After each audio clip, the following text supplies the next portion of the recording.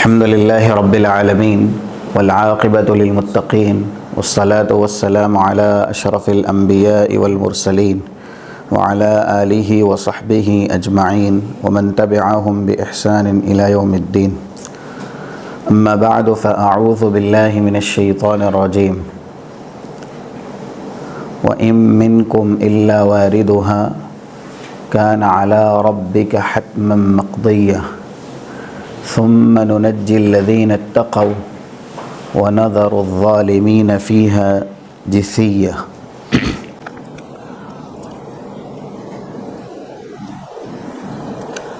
دورہ حدیث کے متعلق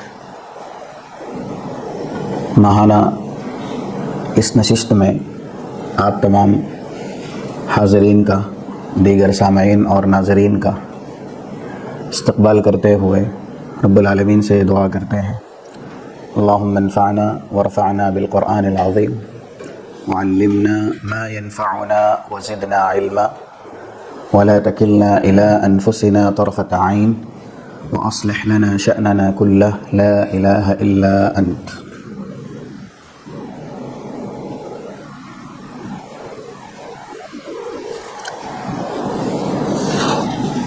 آج کی محفل کا جو موضوع ہے وہ ہے المنجیات من النار. کچھ ایسے شرعی نیک اعمال جو کرنے والے کو انشاءاللہ دوزخ سے نجات دلائیں گے اور اس سے محفوظ اور مامون کریں گے. ہر کسی کے پاس ہے یہ؟ جی چلے گا.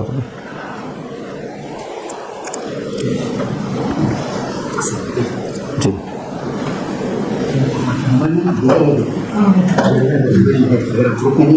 آپ کے جن کے پاس نہیں آپ گروپ میں بھیجتے ہیں، گروپ میں ہیں کل بھی تو بھیجو، کل بھی بھیجو. اگر نہیں ملا ہے تو بازو سے کانٹیکٹ کریں کہ آپ نمبر دیں شیئر کیونکہ آپ عبد القدیر بھائی کے پاس بھی ہے.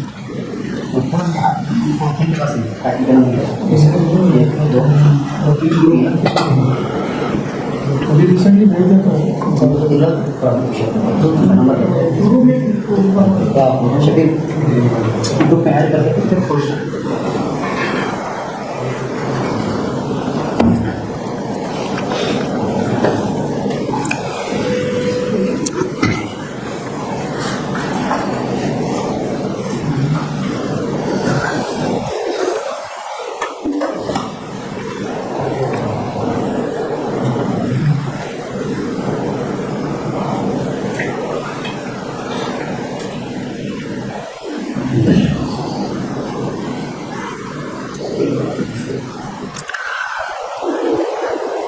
سب سے پہلے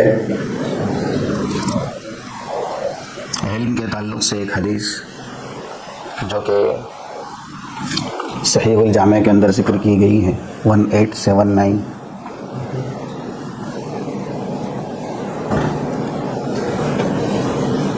ان اللہ یبغض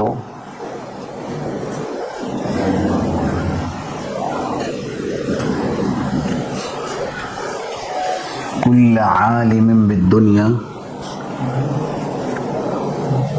وجاہل بالآخرہ. عالم بالدنیا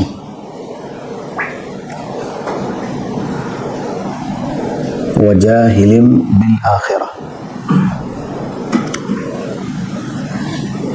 اس کا معنی یہ ہے کہ اللہ ہر اس آدمی سے یا ہر اس شخص سے نفرت کرتا ہے جو دنیا کے اعتبار سے عالم ہو، یعنی دنیا کے فنون، دنیاوی علوم، اس میں اسے مہارت ہو، اور جس مقصد کے لیے وہ پیدا کیا گیا ہے آخرت کا علم، شرعی علم. جاہل بالآخرہ، آخرت کے علم سے وہ نادان ہو، ناآشنا ہو، جاہل ہو. یہ حدیث صحیح ہے اور اس کی شرح کرتے ہوئے ایک مشہور امام ہیں کتب ستہ کے، سفیان ابن عیینہ.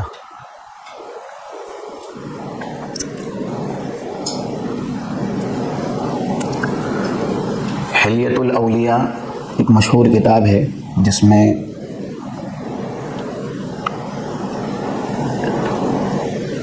جلد نمبر 8 صفحہ نمبر 339 اقوال سلف کو ذکر کیا گیا ہے.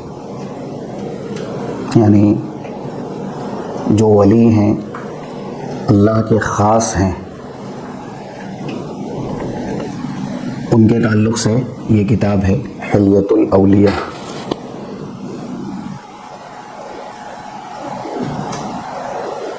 اس میں صاحب کتاب نے قول نقل کیا ہے، لیس العاقل الذی یعرف الشر یا یعرف الخیر والشر فقط.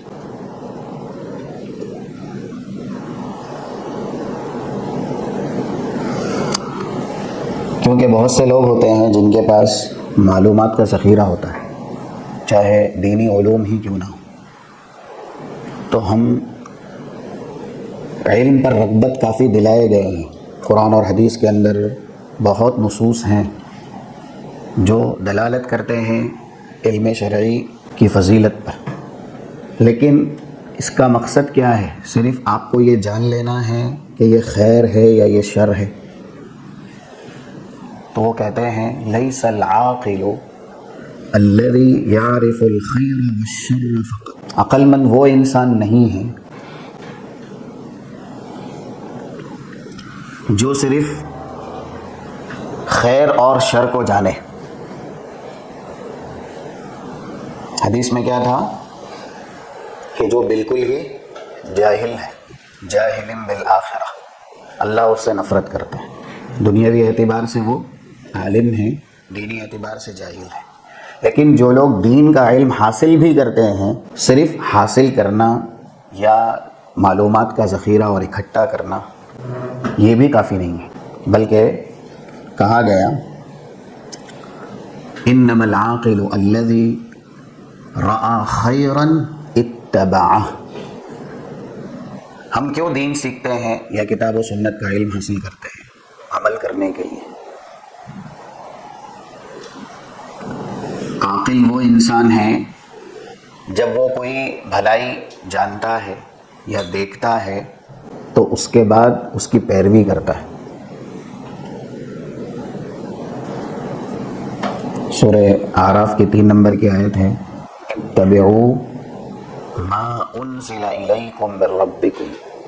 اب قرآن یا اللہ کے نبی صلی اللہ علیہ وسلم نے جو بیان کیا وہ بیان، یہ دونوں ہی نازل ہوئے، قرآن اور اس کا بیان.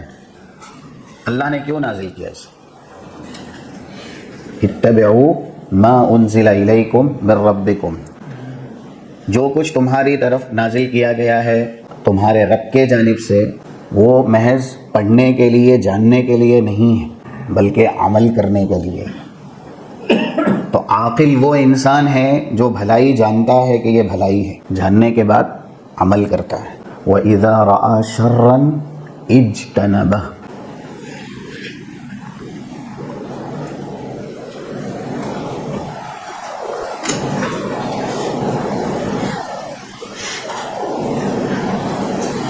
یہ انہی کا قول ہے امام سفیان ابن عیینہ کا. اس میں صرف یہ وضاحت آئی ہے کچھ آیات کے ذریعے. لیس العاقل الذی یعرف الخیر والشر فقط انما العاقل اذا رأى خیرا اتبعہ واذا رأى شرا اجتنبہ. حلیۃ الاولیاء امام ابو نعیم کی یہ کتاب ہے، مشہور ہے امام. تو ہم کچھ اعمال ہیں دوزخ سے بچنے والے، یہاں پر اس کا تعلم اور تعلیم یعنی سیکھنا اور سکھانا، اسے جانیں گے. لیکن کوئی بھی علم جسے آپ سنتے ہیں، حاصل کرتے ہیں، تو صرف علم تک نہ رکھیں کہ آپ نے جانا ہے، آپ نے پہچانا ہے. بہت سے نام و نہاد مسلم ہیں وہ جانتے ہیں 5 وقتہ نماز پڑھنی چاہیے، کیسے پڑھنی چاہیے، لیکن نماز نہیں پڑھتے. تو یہ علم مفید ہے یا علم لا ينفع؟ بلکہ مضر ہے. وہ جاننے کے بعد اگر آپ عمل نہیں کرتے ہیں تو پھر المغضوب علیہم، جن کے اوپر اللہ کا غضب نازل ہوا ہے، اس فہرست میں آتے ہیں. سب سے پہلے جو پہلا ذریعہ بھی ہے دوزخ سے بچنے کا، کلام مجید میں اللہ نے اس کا تذکرہ بھی کیا ہے اسی سیاق میں. الحمدللہ والصلاۃ والسلام علی رسول اللہ وعلی آلہ وصحبہ ومن والاه، اما بعد. فاتقوا اللہ عباد اللہ حق التقوى وراقبوه في السر والنجوى كما قال تعالی یا عباد فاتقون. ہے آپ کے پاس یہ ہے نا؟ نہیں ہے؟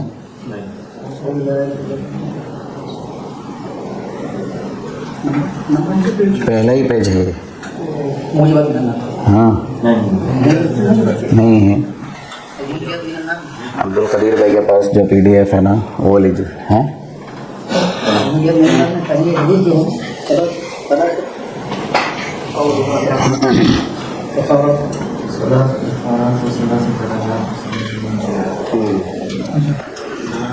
اس سے پہلے کی چیزیں اب تک نہیں پہنچی. ہاں ڈال دیجیے. ابھی جو لیٹسٹ ہے اس کو جزاک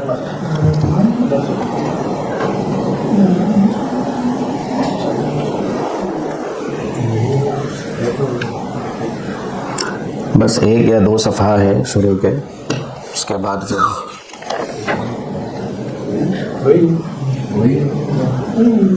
پھر نہیں ہم دیکھیں علم جیات من النار سے.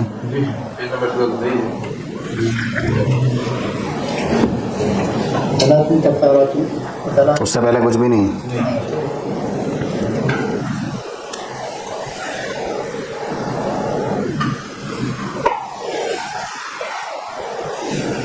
صحیح سے جی.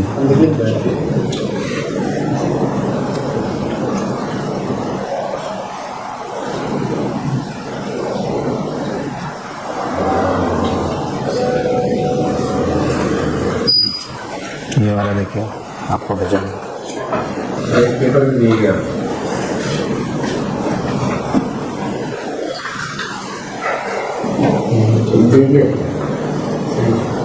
آ گیا نا.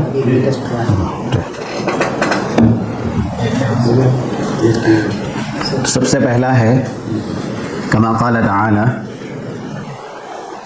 فی سورۃ زمر لهم من فوقهم ظلل من النار ومن تحتهم ظلل ذلك يخوف الله به عباده یا عباد فاتقون. آیت کا صرف ایک جملہ ہی لکھا گیا ہے یا عباد فاتقون موجود ہے جی. 16 نمبر کی آیت ہے سورہ زمر کی. تو پوری آیت آپ قرآن سے لے سکتے ہیں. اس میں دوزخ کے عذاب کا تذکرہ ہے کہ دوزخی جب رہیں گے دوزخ میں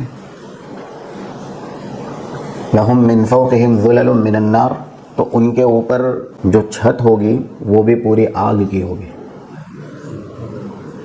ومن تحتہم ظلل، اور پیر رکھنے کی جو جگہ ہوگی وہ بھی آگ والی ہوگی.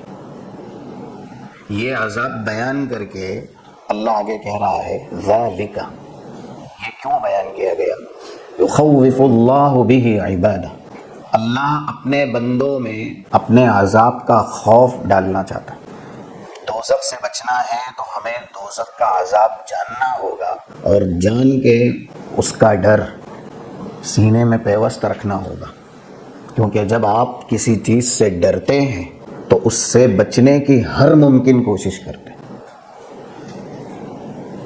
ذالک یخوف اللہ بہ عبادہ یا عباد فاتقون، اے میرے بندو میرا تقوی اختیار کرو. ہماری پیدائش اللہ نے کی، اس کے بعد انبیاء رسول دنیا میں بھیجے. اللہ کے نبی صلی اللہ علیہ وسلم کی 2 بڑی صفت ہے، بشیر بھی ہیں اور آپ نذیر بھی ہیں. بشیر کا معنی جو آپ کی لائی ہوئی تعلیمات کی پیروی کرے گا آپ اسے جنت کی بشارت سنائیں گے، اور جو آپ کی بات نہیں مانتا یا نافرمانی کرتا ہے تو اس کے لیے آپ نذیر ہیں، یعنی اللہ کے عذاب سے آپ ڈرانے والے ہیں، دوزخ سے آپ ڈرانے والے ہیں۔ جس وقت اللہ کے نبی کو یہ حکم دیا گیا 214 سورۃ الشعراء کی آیت ہے، وَأَنذِرْ عَشِيرَتَكَ الْأَقْرَبِينَ، آپ کے سب سے قریب ترین رشتہ داروں کو آپ ڈرائیے۔ تو اللہ کے نبی صلی اللہ علیہ وسلم نے اس آیت کی جو عملی تفسیر ہے وہ کیسے کی؟ صحیح مسلم کے اندر حدیث ہے، یہاں پر بھی ذکر کی گئی ہے۔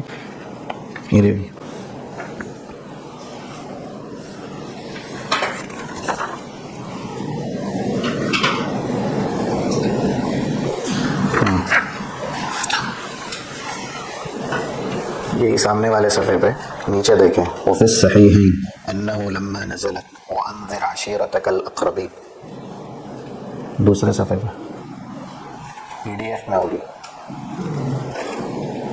ہاں تو یہ صحیح مسلم کی حدیث ہے 204 نمبر کی۔ جب کہا گیا کہ آپ ڈرائیے تو آپ نے قریب ترین رشتہ داروں کا نام لیا، جس میں عبد مناف ہے جیسا کہ حدیث میں موجود ہے، کعب بن لوئی ہے،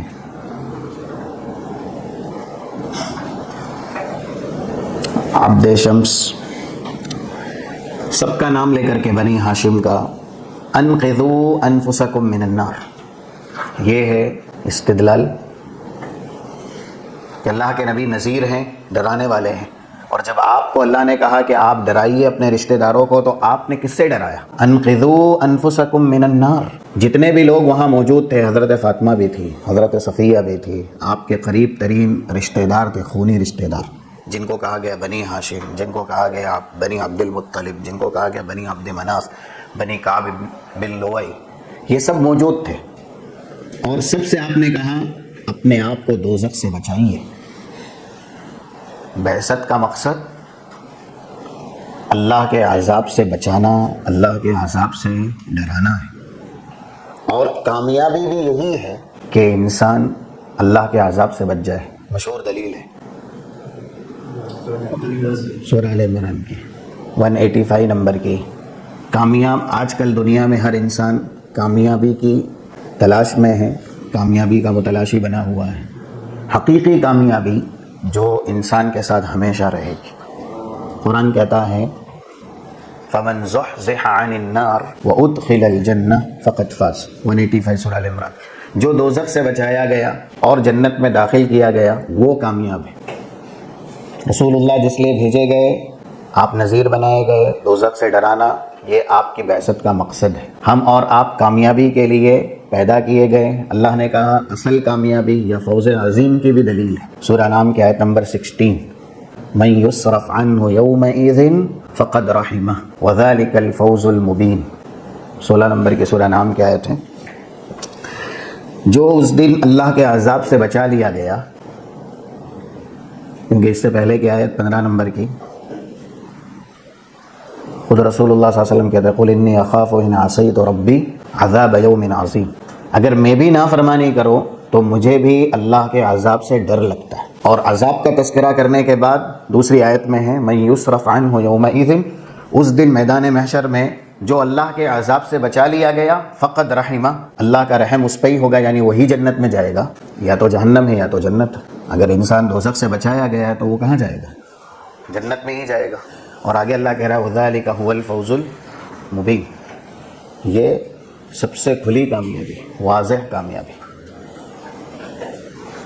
ایک جگہ اس کو عظیم سے تعبیر کیا گیا، 9 نمبر کی سورہ زمر کی آیت ہے، فرشتوں کی دعا کا ایک آخری حصہ ہے وَقِهِمُ السَّيِّئَاتِ وَمَن تَقِ السَّيِّئَاتِ يَوْمَئِذٍ فَقَدْ رَحِمْتَهُ وَذَلِكَ هُوَ الْفَوْزُ الْعَظِيمُ۔ فرشتے کہتے ہیں مومنین کے تعلق سے اللہ انہیں برے احوال سے بچا، وَقِهِمْ السَّيِّئَاتِ، بری حالتوں سے انہیں بچا، وَمَن تَقِ السَّيِّئَاتِ يَوْمَئِذٍ فَقَدْ رَحِمْتَهُ، قیامت کے دن میدان محشر میں جو برے حالتوں سے بچایا گیا، تیرا رحم اس پہ ہی ہونا ہے۔ اور وَذَلِكَ هُوَ الْفَوْزُ الْعَظِيمُ، یہ فوز عظیم ہے، اللہ کے عذاب سے بچنا۔ جو بچے گا اللہ کی رحمت کا مستحق ہوگا، اور اللہ کہہ رہا ہے کہ یہ بڑی کامیابی ہے۔ اس کا مطلب یہ ہے کہ یہ جاننا دوزخ سے ہم کیسے بچ سکتے ہیں، اور پوری زندگی اس کے مطابق گزارنا کامیابی اسی کا نام ہے۔ تو پہلا ذریعہ ہے یا پہلا سبب ہے جو دوزخ سے بچانے کا ہے، وہ ہے آپ دوزخ کا ڈر اپنے دل میں پیدا کریں۔ اللہ خود کہہ رہا ہے، یہاں تک کہ اللہ کا تقوی بھی اسی معنی میں استعمال ہوا ہے۔ متقی کسے آپ کہیں گے؟ جو شخص اللہ کے عذاب سے نہ ڈرے، کیا وہ متقی ہو سکتا ہے؟ دلیل ہے اس کی، جہاں اللہ نے کہا اللہ سے ڈرو، اللہ کا تقوی اختیار کرو، اس کے بعد اس کی تفسیر بھی آئی ہے 130 131 131 یہ آیت ہے سورہ آل عمران کی، لا یا ایھا الذین آمنوا لا تأکلوا الربا اضعافا مضاعفا واتقوا اللہ لعلکم تفلحون۔ اس کے بعد جسے کہتے ہیں اہدنا الصراط المستقیم، صراط الذین، صراط مستقیم یہ ہے، تو آپ واتقوا اللہ لعلکم تفلحون، اللہ کا تقوی اختیار کرے تاکہ فلاح پا جائے۔ کیا ہے یہ؟ واتقوا النار التی اعدت للکافرین، آپ دوزخ سے بچے جو کافرین کے لیے تیار کی گئی۔ تو اللہ کا تقوی یہ دوزخ سے بچنے کا سب سے بڑا ذریعہ ہے۔ تقوی میں یہ بھی ہے کہ انسان تقوی والی صفات کو دوزخ سے، دوزخ کے عذاب سے بچنے کے لیے ڈھال بنائے۔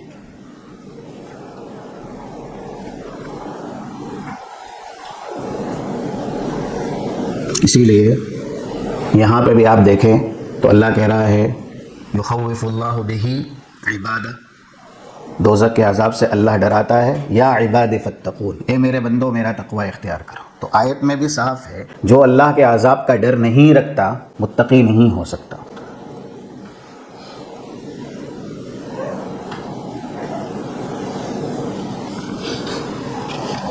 اس کی دلیلیں ہیں کہ جو متقی ہیں اللہ ان کو نجات دے گا۔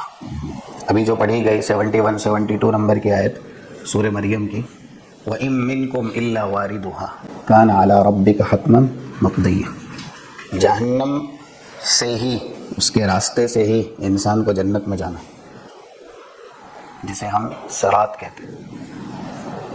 اللہ کہہ رہا ہے ہر کسی کو وارد ہونا ہی ہونا ہے، یعنی وہاں سے وہ گزرے گا۔ اب عذاب ہو لیکن عذاب سے بچانا یہ اللہ کی قدرت ہے۔ بہت سی قومیں عذاب میں گرفتار ہوئی، نبی بھی اس وقت تھے، یا ایسے ہی نبی پر ایمان لانے والے بھی تھے، حضرت نوح ہے، اللہ نے بچایا نہیں بچایا؟ تو یہ صراط دوزخ کے اوپر ہے، جو بھی جنت میں جائے گا اسی راستے سے ہی جائے گا۔ اللہ کہہ رہا ہے کہ یہاں سے جنہیں ہم بچا کے جنت میں ڈالیں گے وہ کون ہیں؟ آگے کی آیت ہے ثم ننجی الذین اتقوا، جو متقی ہیں ہم ان کو نجات دیں گے، کس سے؟ دوزخ سے۔ اور دوسری آیت ہے جس میں تقوی والوں کی نجات کا تذکرہ ہے 61 نمبر کی سورہ زمر کی، وَيُنَجِّي اللَّهُ الَّذِينَ اتَّقَوْا بِمَفَازَتِهِمْ،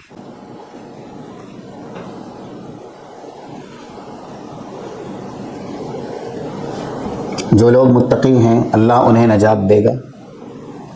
یہ دلیل ذکر کی جا رہی ہے کہ اگر آپ جہنم کا خوف اپنے دل میں پیوست کیے ہوئے ہیں، اللہ کے عذاب سے آپ ڈرتے ہیں، تو یہ ایک علامت ہے متقی کی۔ اور جو متقین ہیں انہی کے لیے نجات کے تذکرے ہیں قرآن میں۔ جنت بھی آپ لے لیں تو جتنی جنت کی بشارت لفظ متقین سے قرآن میں ہیں شاید کسی اور صفت سے نہیں۔ ابھی ایک آیت یاد آئی 17 اور 18 نمبر کی سورۃ طور کی، ان المتقین فی جنات و نعیم فاکہین بما آتاہم ربہم، آگے ہے ووقاہم ربہم عذاب الجحیم۔ جو متقین ہیں وہ جنت میں ہوں گے، نعمتوں میں ہوں گے، پھر جو بھی اللہ نے دیا ہوا ہے انعامات اس کے اندر وہ خوش و خرم ہوں گے، فاکہین، لذت میں، سرور میں، فرحت میں، عیش و عشرت میں۔ اور وَوَقَاهُمْ رَبُّهُمْ عَذَابَ الْجَحِيمِ، کیونکہ یہ متقین ہیں اس لیے ان کے رب نے انہیں عذاب جہیم سے بچایا ہے۔ اب سوال ہے تقویٰ کیا ہے؟ سب سے جامع تعریف جو تقوی کی گئی ہے، ویسے بہت اس کی تعریف ہے، آسان لفظ میں یہی ہے کہ امتثال الطاعات اور وترک المنکرات، یہ ایک دم عام تعریف ہے۔ ہر کرنے والا کام فعل معروف آپ کریں، ہر چھوڑنے والا کام فعل منکر آپ چھوڑیں، یہ کیا ہے؟ تقویٰ ہے۔ لیکن حضرت علی رضی اللہ تعالیٰ عنہ کی تعریف ہے، اس کے اندر کچھ صفات ہیں، اگر یہ خوبیاں ہم اپنے اندر پیدا کرتے ہیں تو پھر متقین کے اندر شمار ہو سکتا ہے۔ اللہم اجعلنا منہم۔ پہلا ہے الخوف من الجلیل، دیکھیں اللہ کا ڈر، اور اللہ کا ڈر یہ ہے کہ آپ اللہ کے غصے سے ڈریں، اللہ کے عذاب سے ڈریں، کیونکہ ابھی تک ہم نے جو قرآن کی آیات پڑھی ہے اس میں اللہ کہہ رہا ہے کہ مجھ سے ڈرے یا میرا تقوی اختیار کرے، تو اس نے عذاب کا تذکرہ کرتے ہوئے یہ بات کہی، الخوف من الجلیل۔ اور یہاں پہ یہ بات یاد رہنی چاہیے بیلنس رکھنے کے لیے کہ جو صرف ڈرتا ہی ہے، امید نہیں رکھتا، وہ بھی غلط۔ من عبد اللہ علی خوف فہو خارجی، ومن عبد اللہ علی الرجاء فہو مرجی، ومن عبد اللہ علی حب یا بمحبہ فهو صوفی، ومن عبد اللہ بالخوف والرجاء والمحبت والرغبت والرہبت فهو مؤمن۔ صحیح مشہور یا متبع بالسنہ، جو بھی آپ کہیں، سلفی کہیں۔ تو الخوف من الجلیل، اللہ کا ڈر، یہ تقوی کی پہلی خوبی ہے۔ ہم اور آپ میں اللہ کے عذاب کا ڈر ہے یا نہیں ہے؟ بہت سی وعیدیں ہیں جو قرآن میں اللہ نے بتائی ہے، یہ کرو گے تو انجام یہ ہے۔ اور دوسرا ہے والعمل بالتنزیل، ایک انسان کہے مجھے اللہ کے عذاب سے ڈر لگتا ہے لیکن وہ اللہ کی ہدایات پر عمل ہی نہیں کرتا، کتاب و سنت پر عمل ہی نہیں کرتا، تو کیا متقی ہوگا؟ تیسرا ہے والقناعۃ بالقلیل، جو آپ کے پاس ہے آپ اس کے اوپر راضی رہیں۔ اور چوتھا ہے والاستعداد لیوم الرحیل، لیوم الرحیل،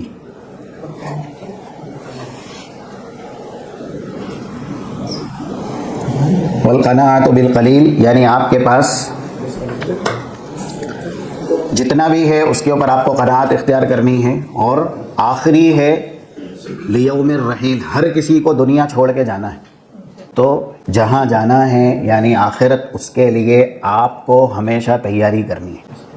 والاستعداد یعنی آپ ریڈی رہے، تیار رہے، مستعد رہیں آخرت کی تیاری اور آخرت کے سفر کے لیے۔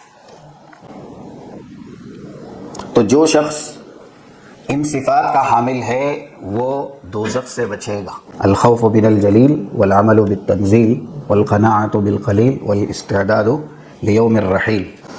اور ایک حدیث میں یہ بتایا گیا جس میں اس بات کا تذکرہ ہے کہ کبھی کبھی آپ کو متقین بننے کے لیے کچھ مباح اور حلال کام بھی چھوڑنے پڑتے ہیں، اور اس کی پریکٹس اللہ نے کروائی ہے۔ حدیث ہے وہ 2452 جامع ترمذی کے اندر، لا يبلغ العبد ان يكون من المتقین حتى يدعها ما لا بأس به حذرا لما به بأس۔ اس کا ترجمہ یہ ہے کہ انسان متقین نہیں بن سکتا یا اس کے درجے کو نہیں پہنچ سکتا جب تک کہ وہ جن چیزوں میں حرج نہیں ہے اس کو چھوڑے، جن چیزوں میں حرج ہے اس سے بچنے کے لیے۔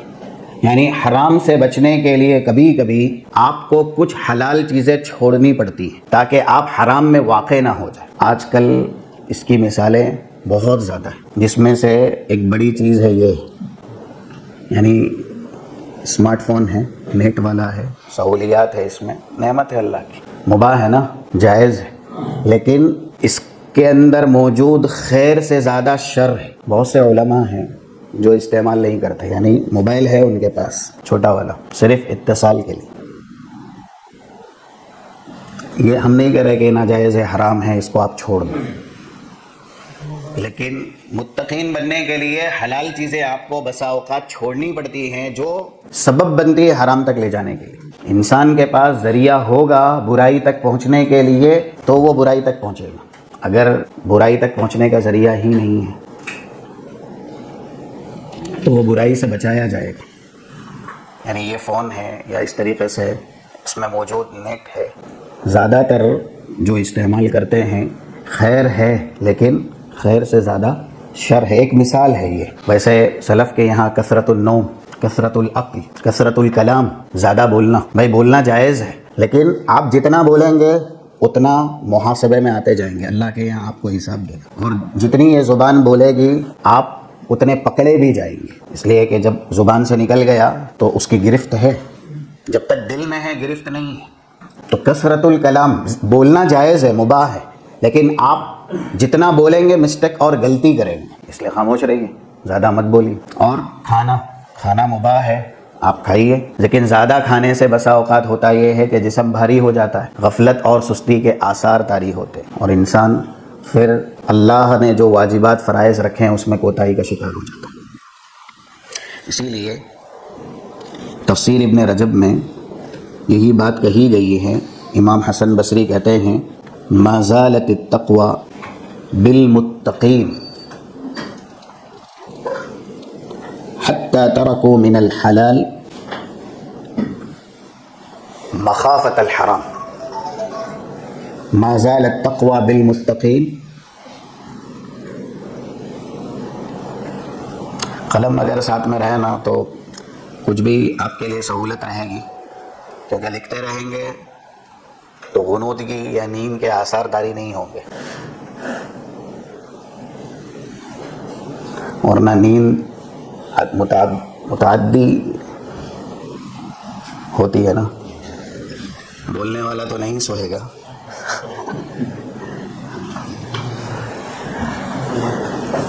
اگر گاڑی چلانے والا ہی سو گیا.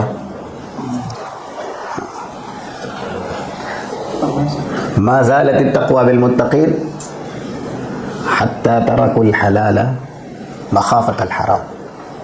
یہ بھی ایک اگر یاد رکھیں بہت بہترین جملہ ہے یہ امام حسن بصری کا. متقین کا تقوی باقی رہے گا اگر وہ کچھ حلال کو چھوڑ دے حرام سے بچنے کے لیے. لیکن آج کل نام و نہاد اہل اسلام ہیں، وہ متقین ہے بھی، یعنی دعویٰ بھی ہے، اور وہ حرام تک بھی نہیں چھوڑتے، جبکہ تقوی نام ہے حرام سے بچنے کے لیے کچھ حلال بھی چھوڑ دینے کا. یہ ہو نہیں سکتا کہ انسان حرام کا ارتکاب کرے اور اس پر باقی رہے اور وہ متقی ہو. حتی ترک الحلال مخافت الحرام.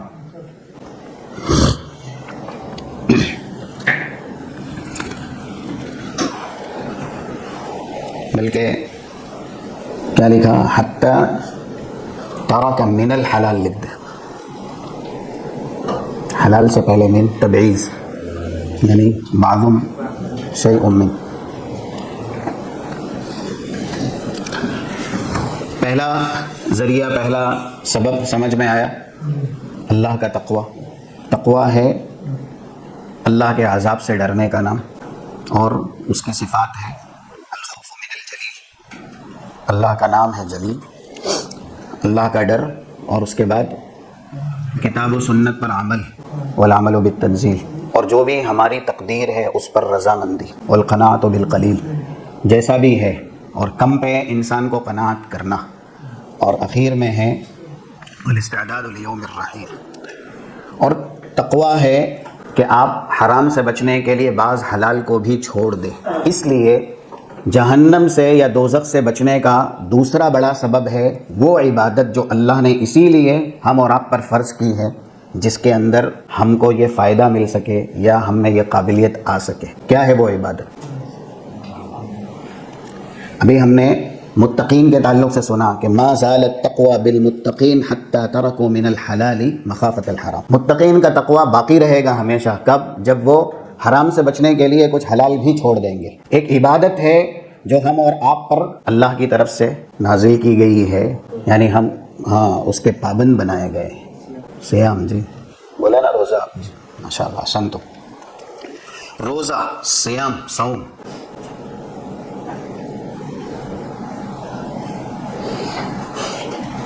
روزے کی فرضیت کا مقصد کیا ہے قرآن میں؟ 183 سورہ بقرہ، لعلکم تتقون، متقی آپ بنے. روزہ نام الامساک عن جمیع المفطرات من الطعام والشہوات، کھانا پینا اس سے بچنا حلال ہے یا حرام ہے؟ اور خواہشات جو حلال کی گئی ہیں، جن کے لیے حلال کی گئی ہیں، وہ بھی ایک متعینہ وقت تک، یعنی من طلوع الفجر الی غروب الشمس۔ جہنم کس سے گھری ہوئی ہے؟ خواہشات سے۔ حدیث ہے ایسی؟ جی 2822 صحیح مسلم کی حدیث ہے، حفت النار بالشہوات، جہنم کو گھیرا ہے اللہ نے خواہشات سے۔ اب جو عبادت الامساک عن الشہوات ہے کہ آپ کی خواہشات کو وہ روکتی ہے، جو عبادت خواہشات کو روکنے والی ہے، وہ عبادت سب سے زیادہ جو شہوات سے گھری ہوئی جگہ ہے یعنی جہنم، اس سے بچانے کے لیے معاون ہوگی، مددگار ہوگی۔ اس لیے روزے کے تعلق سے، صوم کے تعلق سے جو صفات ہیں دوزخ سے بچنے کے لیے، وہ کسی دوسری عبادت کے ساتھ ہے بھی نہیں۔ ڈائریکٹ ہر عبادت کی ایک فضیلت ہے۔ مثلا 223 الصلاۃ نور، صحیح مسلم، الصلاۃ نور والصدقۃ برہان، نماز نور ہے، جو تاریکی میں نماز پڑھے گا اس کی قبر میں وہی نماز روشنی کرے گی، اور جو تاریکی کی نماز چھوڑ دے گا اب اس کی قبر میں نور کہاں سے آئے گا، کیونکہ اس کے پاس نور ہے ہی نہیں۔ گھر میں لائٹیں ہم لگاتے ہیں تو روشنی آتی ہے نا، اب جس کے پاس سہولت ہی نہیں ہے، پاور ہی نہیں ہے، تو الصلاۃ نور، نماز تاریکی کی بھی ہے نا۔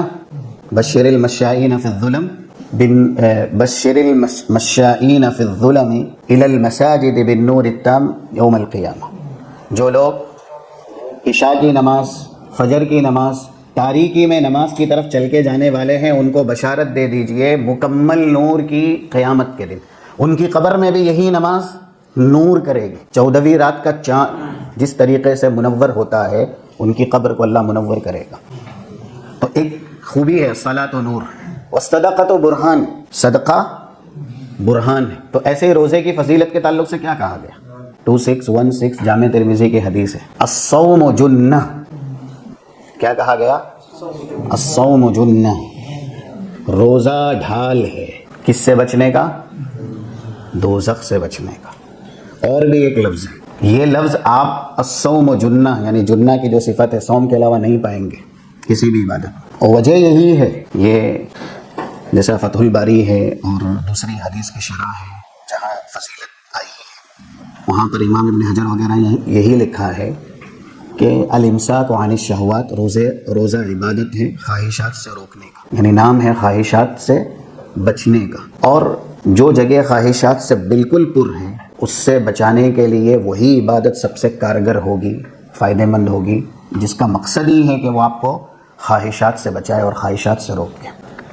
اس لیے ڈائریکٹ کہا گیا کہ روزہ دوزخ سے بچنے کے لیے ڈھال ہے۔ اور ایک اور لفظ ہے اس سے بھی بڑھ کے 980 الترغیب والترہیب میں ہے، الصوم جنۃ وحصن حصین من النار۔ جی حصن کہتے ہیں قلعے کو، اب حصن حصین ایسا مضبوط قلعہ اور بڑا قلعہ جس میں کسی کو بند کر دیا جائے تو دشمن کی رسائی وہاں تک نہ ہو سکے۔ خیبر والے کہاں چھپے تھے؟ قلعے میں، لیکن وہ تو اللہ کو فتح کروانا تھا، اور جب شامت کسی کی آئے اور اللہ کسی کو تباہ برباد کرنے پہ آئے تو کیسے بچ سکتا ہے؟ لیکن یہ اس لیے آپ کے سامنے کہا گیا کہ پرانے زمانے میں دشمنوں سے بچنے کے لیے حفاظت کی جگہ سب سے زیادہ قلعہ ہوا کرتی تھی، لوگ قلعے میں محصور ہو جاتے تھے، قلعے بناتے تھے۔ ہندوستان میں بھی آپ دیکھیں گے زیادہ تر یا بر صغیر میں جو بھی بادشاہ رہے ان لوگوں نے ایسے قلعے بنائے، یا ان کے محلوں میں بھی قلعے ہوا کرتے تھے کہ کوئی دوسری فوج یا دشمن چڑھائی کرے تو وہ قلعے میں محصور ہو کے بند ہو کے اپنی اور اپنی رعایا کی، یعنی جو بھی ان کی فوج ہے اس کی وہ حفاظت کر سکے۔ روزہ حصن حصین ہے، جو انسان زیادہ سے زیادہ اس عبادت کو کرتا ہے وہ گویا کہ اللہ کی ایسی حفاظت میں ہے کہ جہنم اس کو ٹچ نہیں کر پائے گی، چھو نہیں پائے گی۔ اس لیے فرض تو فرض ہے، صحابہ ہیں اور اس کے بعد دوسرے اسلاف ہیں، انہوں نے وہ روزے بھی نہیں ترک کیے جو فرض نہیں ہیں۔ ایک دلیل ہے 722 صحیح مسلم میں، حضرت ابو ہریرہ کہتے ہیں اوصانی حبیبی بثلاث،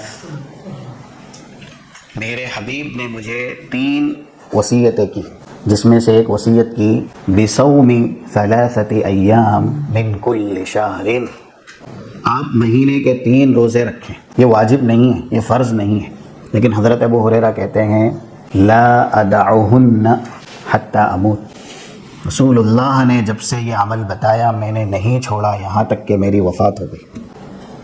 لا ادعہن حتی اموت۔ اور یہ بھی سلف کے بیچ مشہور تھا، من لم یصلی فی اللیل، یعنی من لم یقم فی اللیل، جو راتوں میں قیام نہ کرے، ومن یصم فی النہار، دن میں روزہ نہ رکھے، فہو محروم، محروم۔ تو یہ بڑی عبادت ہے، اگر ہم اور آپ اللہ کے عذاب سے اپنی حفاظت چاہتے ہیں تو 1 مہینہ تو اللہ نے فرض کیا ہے روزہ، لیکن وہ 1 مہینے کے علاوہ بھی ہے، تو جتنا رکھ سکتے ہیں انسان کو رکھنا چاہیے۔ خواہشات ہماری جس عبادت سے کم ہوتی ہیں، شہوات جس پر اللہ ہمیں صبر کی صلاحیت دیتا ہے، تو ہمیں وہ عبادت کرنی چاہیے تاکہ خواہشات اور شہوات پر ہمارا قابو ہو اور ہم صبر کر سکیں۔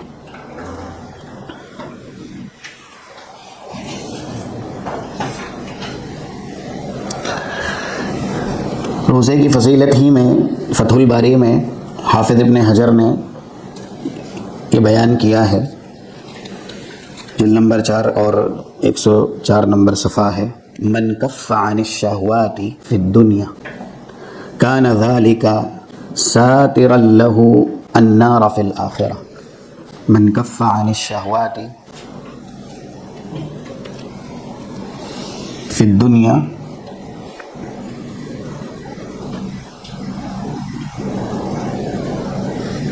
کان ذلک ساترا لہ النار فی الآخرہ۔ جنہ کا ایک مطلب وہ بھی ہے نا، ہم نے تو ابھی ہماری زبان میں ڈھال کر لیا، لیکن عربی میں جنہ کے آگے لکھا جاتا ہے الوقایہ والستر، یعنی آڑ، حجاب۔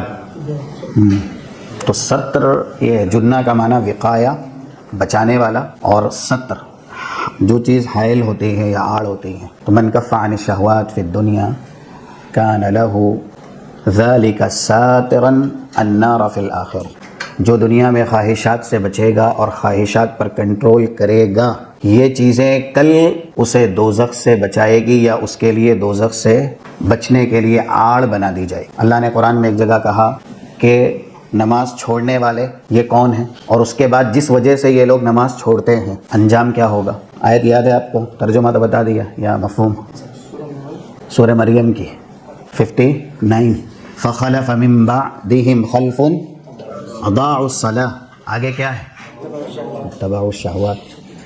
خواہشات جب قابو میں نہ ہو تو انسان فرائض اور واجبات کو ترک کر دیتا ہے۔ کچھ لوگ بعد میں آئے جنہوں نے نماز کو ضائع کر دیا۔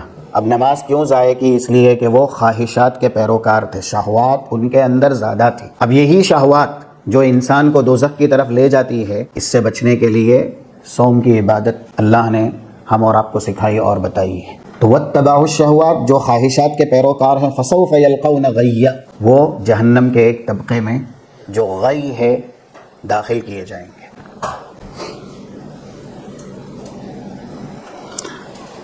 تیسرا، یہ بھی سرسری طور پہ ہے، صحیح بخاری کی ایک حدیث میں صرف وہاں پر عبادت بتا کر کے حافظ ابن حجر نے شراء حدیث کا نام لیا ہے، 1121 صحیح بخاری میں۔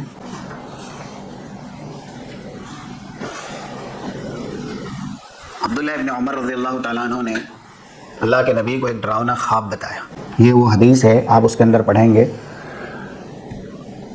اس میں یہ تھا کہ فرشتے ان کو اٹھا کے دوزخ کی طرف لے کے جا رہے، آگ کی طرف۔ نہیں، اس میں نہیں ہے وہ، یہ صرف سرسری طور پہ ایک اشارہ ہے، کیونکہ ابھی ہم نے جب سیام کے تعلق سے بات کہی تو سیام اور قیام یہ عبادتیں ساتھ چلتی ہیں، اور جو ایک کا عادی ہوتا ہے اللہ اسے دوسرے کا عادی بنا دیتا ہے۔ رمضان کس خوبی کا نام ہے؟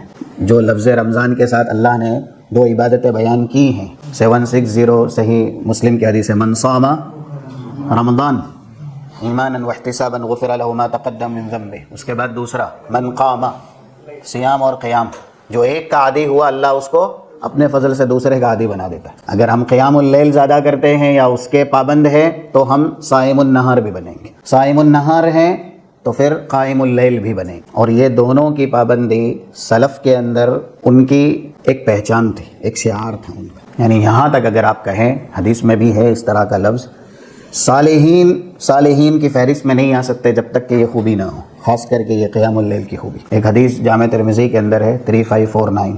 آج ضرورت ہے اس کی، کیونکہ انسان کی دعائیں نہیں قبول ہوتی، پھر حالات بھی ہیں جو کہ بددینی کے ہیں، الحاد کے ہیں، خاص کر کے نسلوں کے تعلق سے ہم کو ڈر ہے، خوف ہے.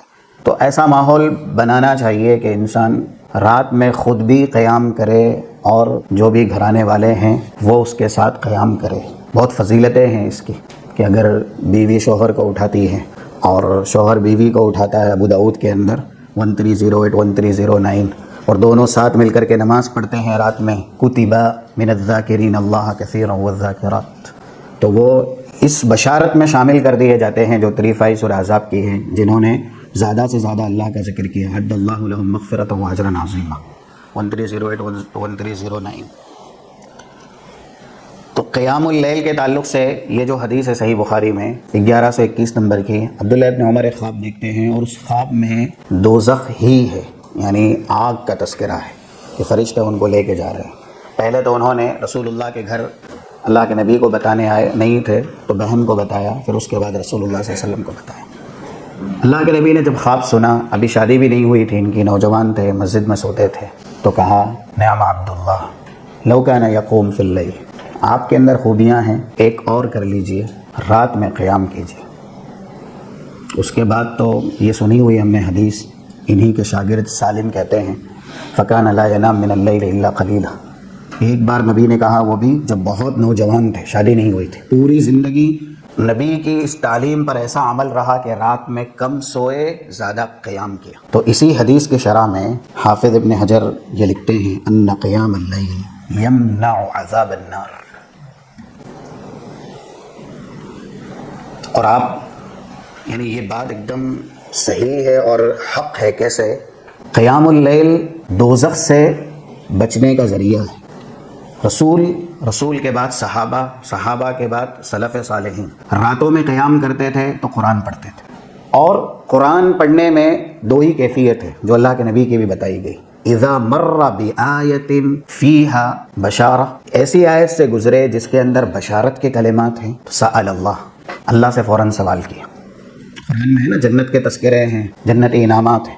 وَإِذَا مَرَّ بِآیَةٍ فِيهَا تَخْوِیف فَقَدْ اسْتَعَاذَ، اور ایسی آیت سے گزرے جس کے اندر ڈر ہے تو فوراً تعوذ یا ایسے ہی اللہ سے حفاظت کا سوال کہ اللہ بچا لے.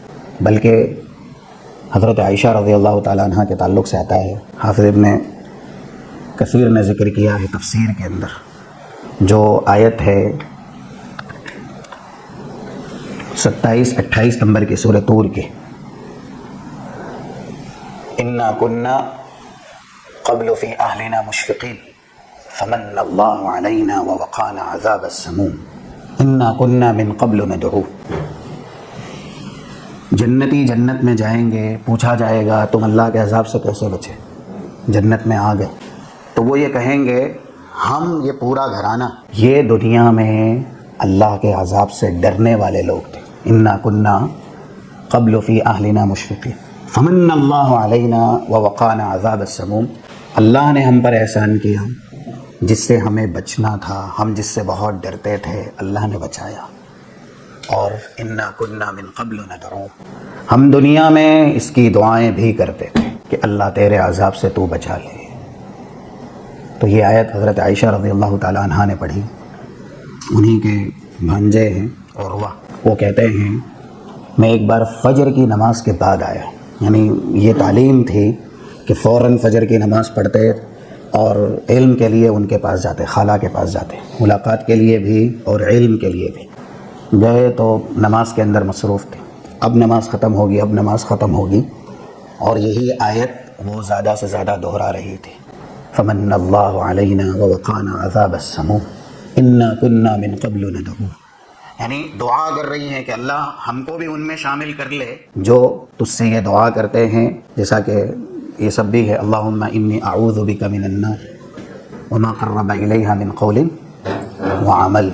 تو ہم دعا کرتے ہیں کہ اللہ تیرے عذاب سے تو بچا لے. تو یہ تذکرہ ہے جنتیوں کا، جو جنت میں جانے کے بعد جنتی کہیں گے کہ ہم اس لیے جنت میں آئے اور ہم دوزخ سے اس لیے بچے کیونکہ ہم پورا گھرانہ جو جنت میں ایک ساتھ ہے، ہم نے ہمارا گھر ایسا بنایا تھا کہ ہم اللہ کے عذاب سے ہمیشہ پناہ مانگتے تھے، دعائیں کرتے تھے. تو یہ آیات انہوں نے بار بار تلاوت کی، یہاں تک کہ بازار گئے حضرت عروہ، پھر بہت دیر کے بعد آئے، تب بھی دیکھا کہ ابھی بھی نماز میں مصروف ہیں اور یہی آیت کا ورد وہ کر رہی ہیں. تو اس طرح کی آیات راتوں میں قیام اللیل میں بھی جو عذاب والی ہے، کئی بار تکرار کے ساتھ سلف صالحین سے ثابت ہے کہ وہ ایک ایک آیت کو پڑھتے تھے اور اس کی تکرار کرتے تھے، پھر اللہ کے عذاب سے پناہ مانگتے تھے اور حفاظت کا سوال کرتے تھے. تو قیام اللیل جس کے اندر بڑی خوبی ہے کہ آپ کا قیام ایسی گھڑی میں ہو جس میں کی گئی دعا قبول ہوتی. جہاں قیام اللیل کی فضیلت صحیح مسلم میں بیان ہے 757 ان فی اللیل ساعہ لا یوافقها رجل مسلم یسأل اللہ تبارک و تعالی من امر الدنیا والآخرہ الا اعطاہ ایاہ. رات میں ایک گھڑی ہوتی ہے جس میں مسلم بندہ اللہ سے کوئی بھی بھلائی دنیا اور آخرت کی مانگتا ہے، اللہ اس گھڑی میں اسے وہ بھلائی ضرور عنایت کرتا ہے. کون سی ہے وہ گھڑی؟ جی، جب بھی رات شروع ہو. رات کب شروع ہوتی ہے؟ جی، من غروب الشمس، سورج غروب ہوا، رات شروع ہوئی. اب طلوع فجر تک رات رہتی ہے. کتنے ہیں گھنٹے؟ ہم 3 حصوں میں تقسیم کریں. جب پہلا 2 حصہ گزر جائے تو تیسرا حصہ ہے جس کے لیے یہ فضیلت ہے.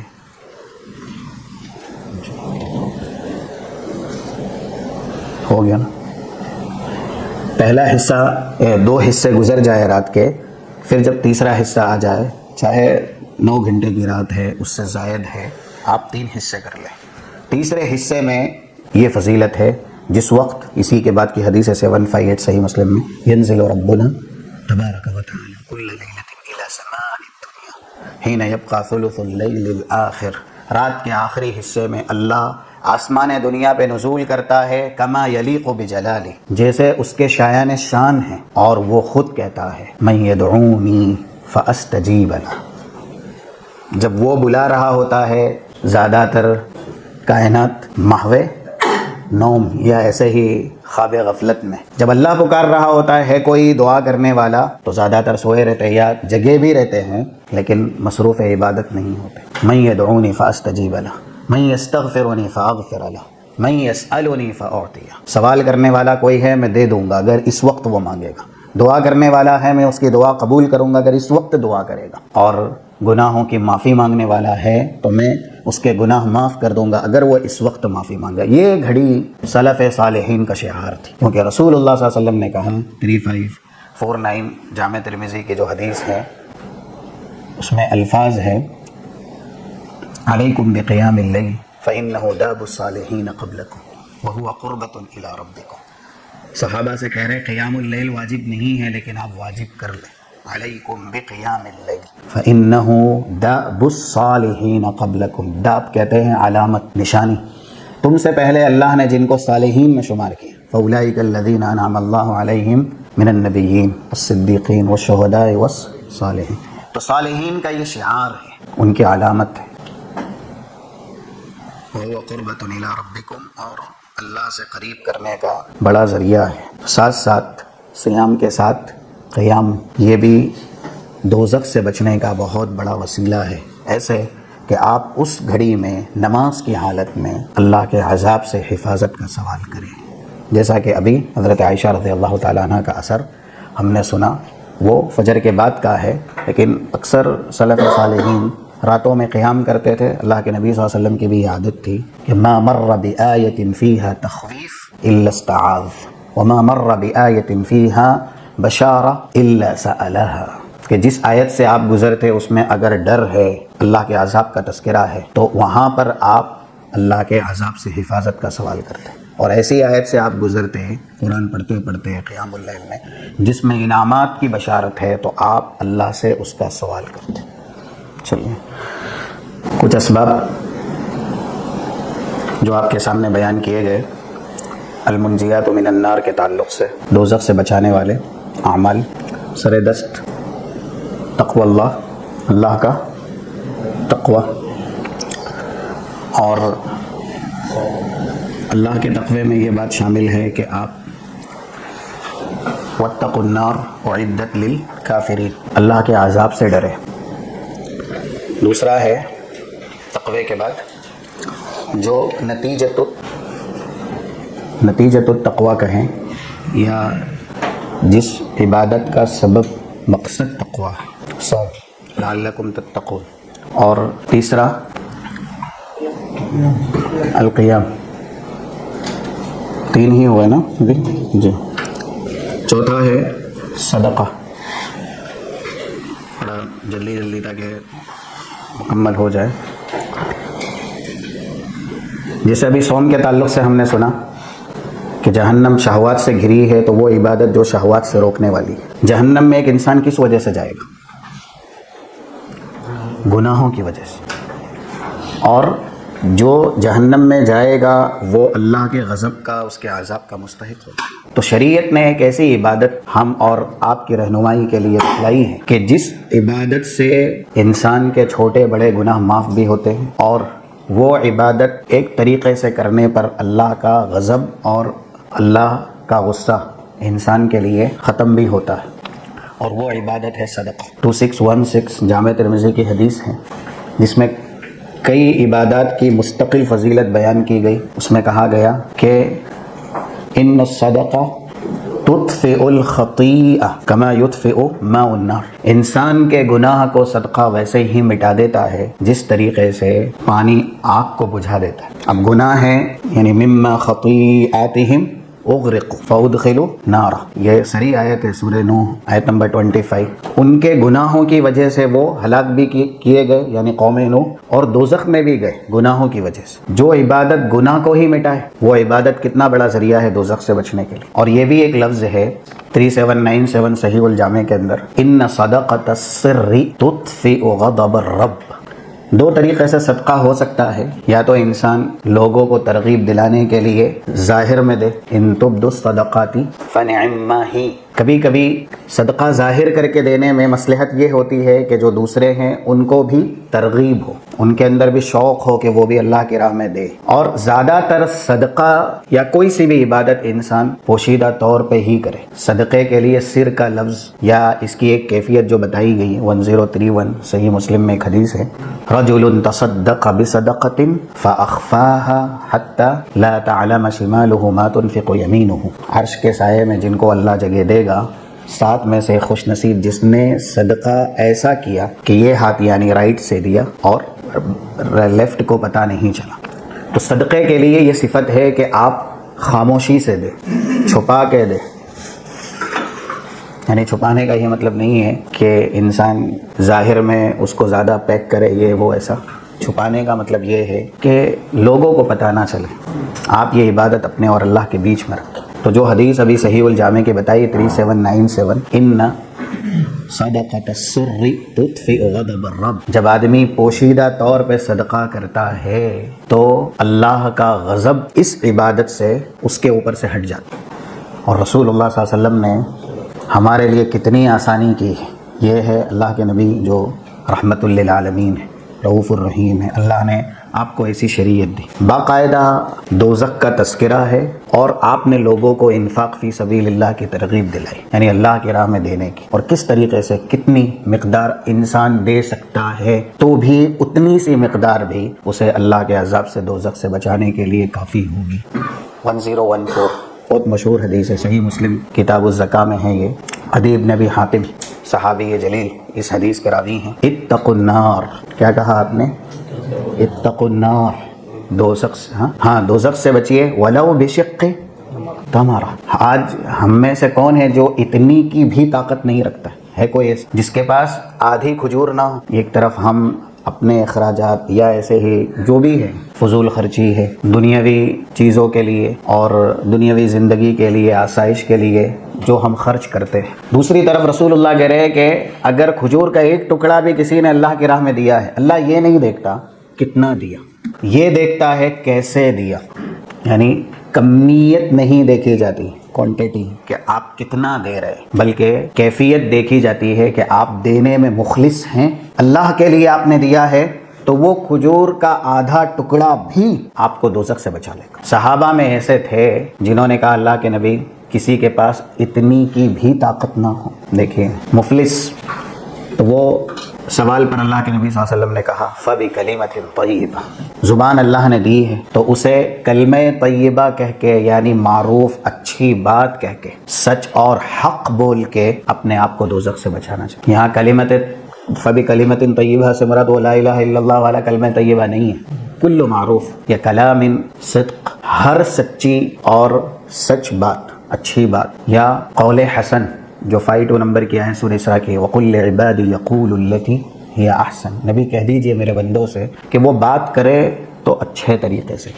کیوں؟ ان الشیطان ینزغ بینہم، اگر باتوں میں حسن نہیں ہوگا تو شیطان سے بچ نہیں پائے گا انسان. شیطان جب انسان کی زبان چلتی ہے تو سب سے زیادہ رہتا ہے.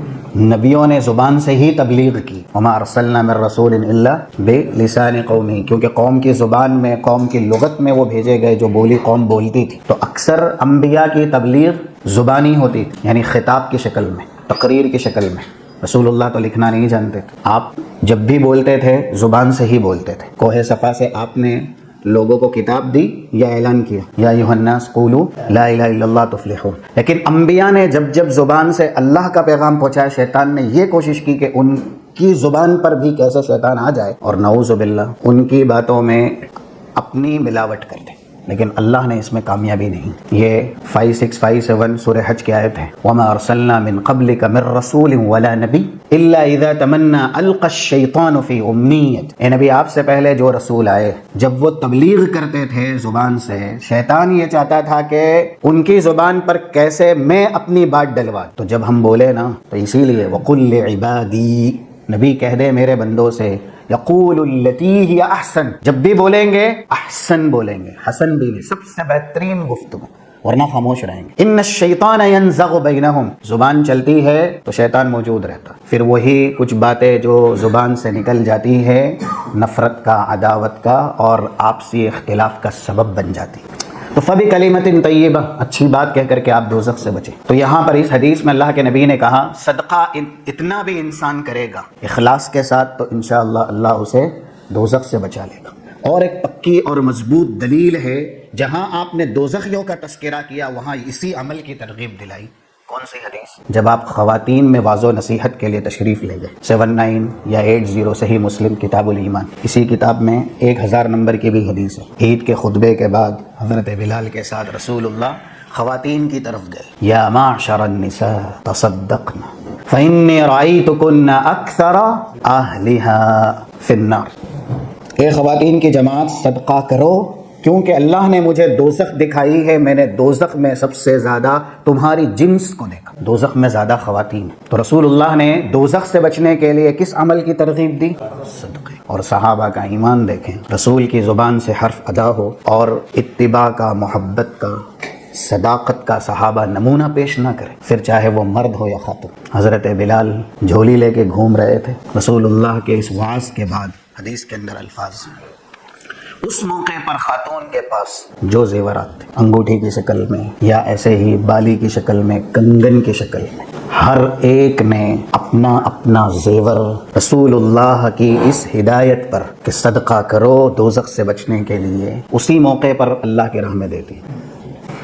فَجَعَلَ يُلْقِينَ مِنْ أَقْرَطَتِهِنَّ وَخَوَاتِيمِهِنَّ، اس طرح کے الفاظ صحیح مسلم میں. کنگن، کان کی بالیاں، انگوٹھیاں، جس خاتون کے پاس جو تھا اسی وقت نکالا، اللہ کے راہ میں دے. کس لیے؟ دوزخ سے بچنے کے لیے۔ تو جو مال ہم حلال طریقے سے کماتے ہیں، اللہ نے ہم کو بطور انعام دیا ہے، ہم اپنے لیے، اہل و عیال کے لیے اللہ کی راہ میں دیں تاکہ وہ ہمارے لیے سد للذریعۃ من النار، دوزخ سے بچنے کا مضبوط سہارا بنے۔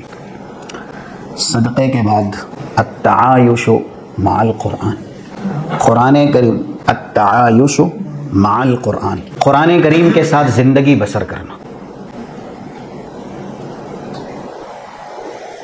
بہت مشہور حدیث ہے جس میں قرآن کریم کے دو پہلو بیان کیے گئے، 2019 سلسلہ صحیحہ میں ہیں۔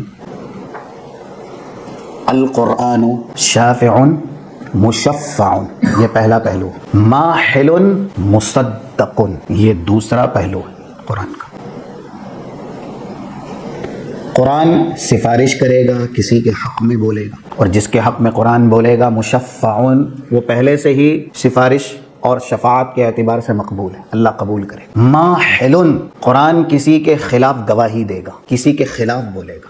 مصدق، جس کے خلاف ہوا قرآن، اللہ اس کو بھی تصدیق کرے گا، اس کو بھی قبول کرے گا۔ یعنی یہی بات ہے جو حدیث میں آئی ہے 223 صحیح مسلم میں، القرآن حجت لک او علیک، قرآن یا تو کسی کے لیے سفارش کرے گا یا کسی کے خلاف شکایت کرے گا۔ اب ہمیں کیا بنانا ہے قرآن کو، یہ ہماری اپنی پسند ہے۔ جیسا کہ قرآن سورہ کہف ہم اور آپ مکلف بھی ہے جمعہ کے دن پڑھنے کے۔ اللہ نے کیا کہا، 29 جو آیت ہے یہ، وَقُلِ الْحَقُّ مِن رَبِّكُمْ فَمَنْ شَاءَ فَلْيُؤْمِنْ وَمَنْ شَاءَ فَلْيَكْفُرْ، حق اللہ نے بتا دیا، نبی کہہ دیجئے یہ حق ہے، اب جسے چاہے وہ قبول کرے، ایمان لائے، اور جو چاہے اس کو رد کر دے۔ تو قرآن جس میں اللہ نے دو خوبی دی، سفارش کی خوبی ہے۔ اب ہم اپنے لیے قرآن کو سفارش کیسے بنائیں گے، حدیث میں اس کی وضاحت، من جعلہ اماما قادہ الی الجنہ، قرآن اگر ہماری زندگی میں ہے امام بن کے، جو قرآن کہتا ہے ہم وہ کرتے، تو یہ قرآن ہمیں جنت تک لے کے جائے گا، قیادت کرے، یعنی شافع مشفع۔ اور ومن جعلہ خلف ظہرہ ساقہ الی النار، جس نے قرآن کو پسے پشت ڈالا، پیٹ کے پیچھے کر دیا، یعنی نہ اس کی قرت کی، نہ اس کو سمجھا، اور نہ ہی اس کے مطابق عمل کیا، بے توجہی، قرآن کے ساتھ لا تعلقی، بس کتابت کے لیے تختیاں ہیں، آیات آپ نے لکھا دی ہیں دیواروں پہ۔ آج کل دیکھیے بر صغیر کے حالات کیسے، قرآن پلایا جاتا ہے، لٹکایا جاتا ہے، لکھا جاتا ہے، لیکن جس لیے یہ اللہ کا کلام آیا، لوگ اس کے ساتھ وہی سلوک نہیں کرتے، پڑھتے نہیں ہیں، سمجھتے نہیں، عمل نہیں کرتے۔ باقی آپ کو بہت دکھیں گے تعویذ پہننے والے، کیا تو بولے قرآن کی آیات لکھی ہوئی، تو دوا کھانے کے لیے ہوتی، پینے کے لیے ہوتی ہے، لٹکانے کے لیے ہوتی ہے۔ اور گھروں پہ دیکھیں گے ھذا من فضل ربی، جیسے حضرت سلیمان کے پاس تخت سبا یا تخت بلقیس آ گیا، اب وہ ھذا من فضل ربی میں سبھی ہے، یعنی کان من الحلال او من الحرام، لیکن بس یہ پوری جو عمارت ہے یہ ھذا من فضل وہ کافی ہے کہ اتنی سی آیت لکھ دی، بس ہو گیا۔ وَإِلَٰهُكُمْ إِلَٰهٌ وَاحِدٌ اللَّهُ لَا إِلَٰهَ إِلَّا هُوَ الْحَيُّ الْقَيُّومُ، اس طرح کے کلمات اس میں اعظم کے لکھ دیے جاتے ہیں، کوئی شیطان نہیں آ سکتا۔ تو قرآن کو جو امام بنائے گا، قرآن اسے جنت تک لے کے جائے گا، اور جو قرآن کے ساتھ ایسا سلوک کرے گا جس سے قرآن کی بے حرمتی ہے، اور حقیقت میں اللہ کے کلام کی بے حرمتی اللہ کی بے حرمتی، تو کیا ہوگا پھر، اس کے خلاف قرآن شکایت کرے گا اور ساقہ الی النار، دوزخ تک پہنچائے گا۔ تو بڑا ذریعہ ہے کہ ہم اور آپ اللہ کے کلام کو اپنی زندگی میں نور بنائیں، تاکہ کل صراط پر ہمیں نور مل سکے۔ صراط پہ جس کو نور ملے گا وہی جائے گا جنت میں۔ اور ایسے ہی جو رفتار بتائی گئی، کلمح البصر، یا پلک جھپکتے، بجلی جس طریقے سے ایک آن میں کڑکتی ہے اور اس کے بعد ختم ہو جاتی ہے، اس کی جو تیز رفتاری، سرعت رفتاری، برق، اس تیزی سے جانے والے جائیں گے، جس کو جیسا نور ملے گا اس کی ویسی رفتار ہوگی صراط سے گزرنے کی۔ صراط کہاں ہے، شروع میں کہاں، دوزخ کے اوپر۔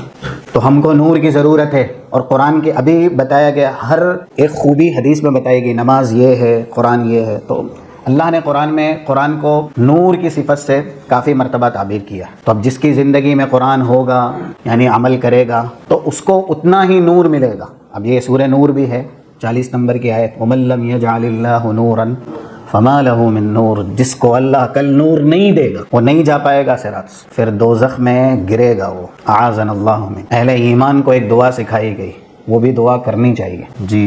8 نمبر کی سورہ تحریم میں آیت ہے، ربنا اتمم لنا نورنا۔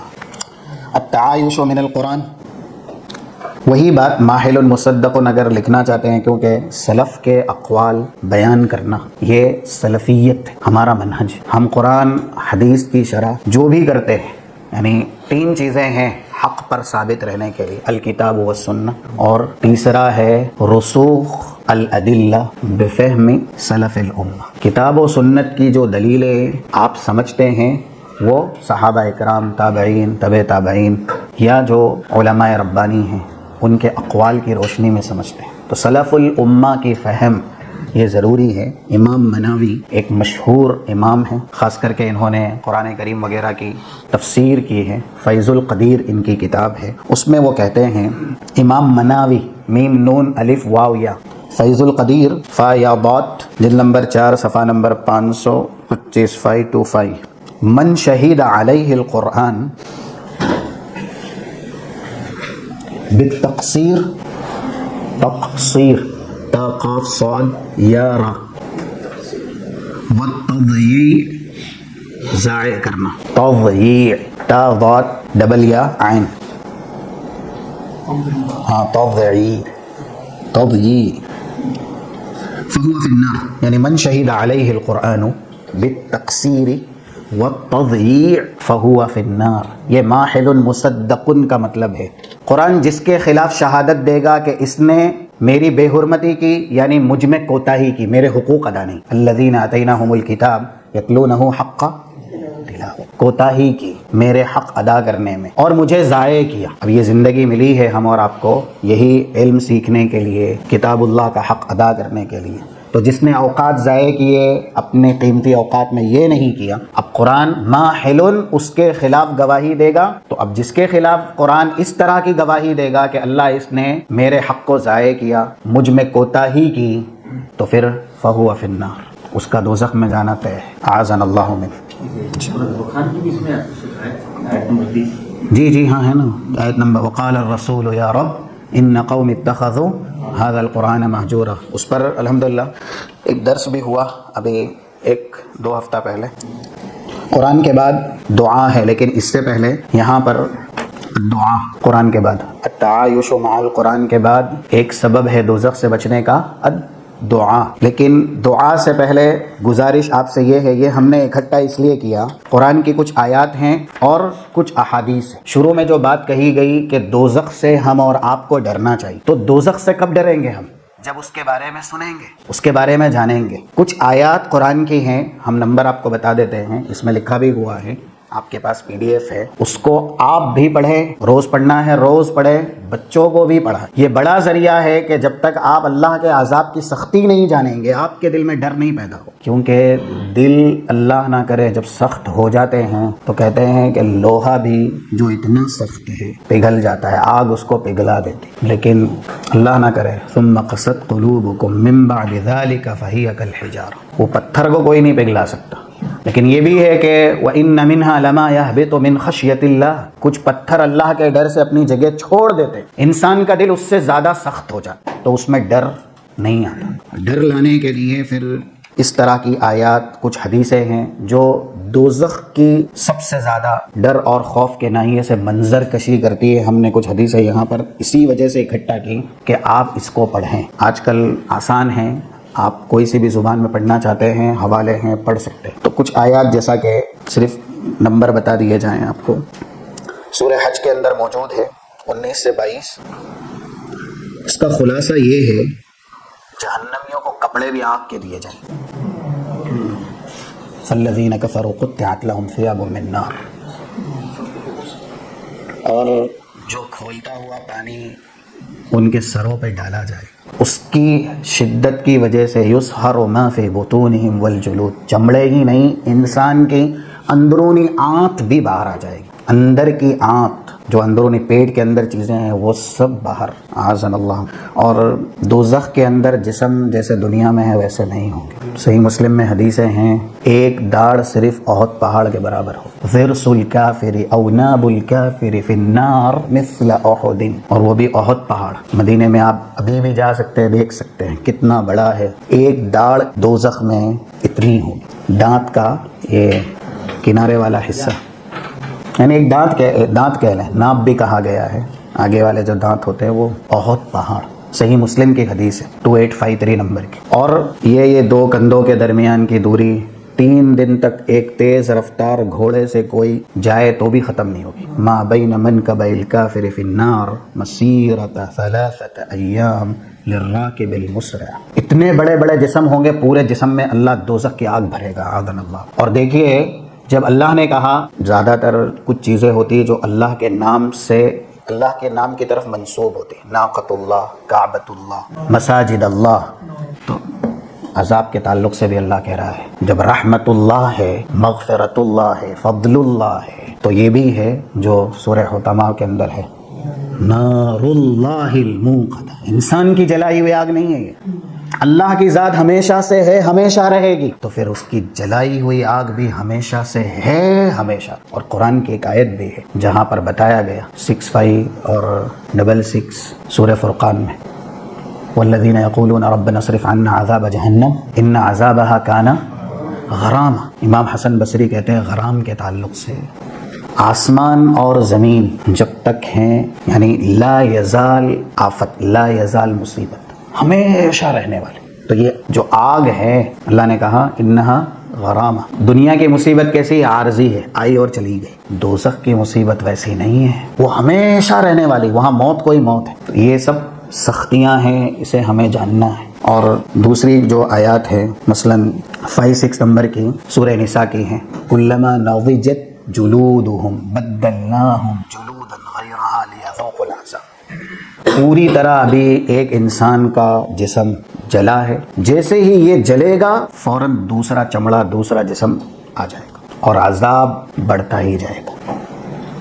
جن کو بھی اللہ جہنم کے اندر عذاب دے گا، ایسا نہیں ہے کہ ایک بار جسم ختم ہو گیا. اب دنیا میں کتنی بھی بڑی مصیبت، اب تو آگ کے تعلق سے آپ دیکھیں جو حادثات ہوئے ہیں پلین کے، وہ آگ جب ہم دیکھ نہیں سکتے ہیں اس میں جلنے والوں کی کیا کیفیت ہوئی. لیکن جو جلا مر گیا، دوزخ میں مرے گا نہیں، بلکہ وہاں پر عذاب بڑھتا ہی جائے گا. ایک چمڑا جلا دوسرا چڑھا دیا جائے گا، وہ جلا اس کے بعد چڑھا دیا. تو یہ آیت ہے 56 نمبر کی سورہ نساء کی. اور بڑے بڑے ہتھوڑے ہوں گے، زنجیریں ہوں گی، قید خانے ہوں گے، اس میں قید کیا جائے گا اور وہ سب آگ والی ہوں گی اور ان ہتھوڑوں سے فرشتے ماریں گے. یہ بھی سورہ کہف کے اندر ابھی جو آیت پڑھی گئی 28 میں، انا اعتدنا للظالمین نارا احاط بهم سرادقها وَإِن يَسْتَغِيثُوا يُغَاثُوا بِمَاءٍ كَالْمُهْلِ يَشْوِي الْوُجُوهَ بِئْسَ الشَّرَابُ وَسَاءَتْ مُرْتَفَقًا.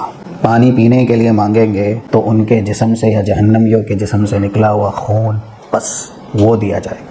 وہ بھی اتنا گرم ہوگا کہ ابھی قریب رکھیں گے سب جل کے راکھ ہو جائے. من ورائه جہنم ویسقى من ماء صدید یتجرعوہ 14-15 سورہ ابراہیم کی آیت.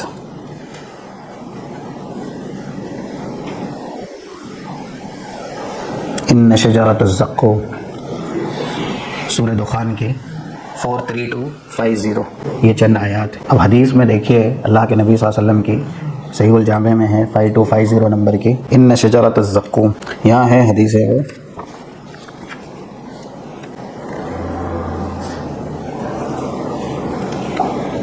43250. لو ان قطرة من زقوم قطرت، یہ موجود ہے فائل میں، فی دار الدنیا لافسدت علی اہل الدنیا معایشہم فکیف بمن تکون طعامہ. جو اللہ کہہ رہا ہے کہ جہنمیوں کا کھانا زقوم ہوگا، اس زقوم کا ایک قطرہ. اللہ کے نبی کہتے ہیں لو ان قطرۃ من زقوم، دنیا میں اگر گرا دیا جائے، ٹپکایا جائے تو جتنی کھانے کی چیزیں ہیں وہ سب کے سب بگڑ جائے، سڑ جائے. فکیف بمن تکون طعامہ. اللہ کے نبی ایسا کہہ رہے ہیں کہ جس کا یہ کھانا ہوگا مستقل، اس کی کیا حالت ہوگی.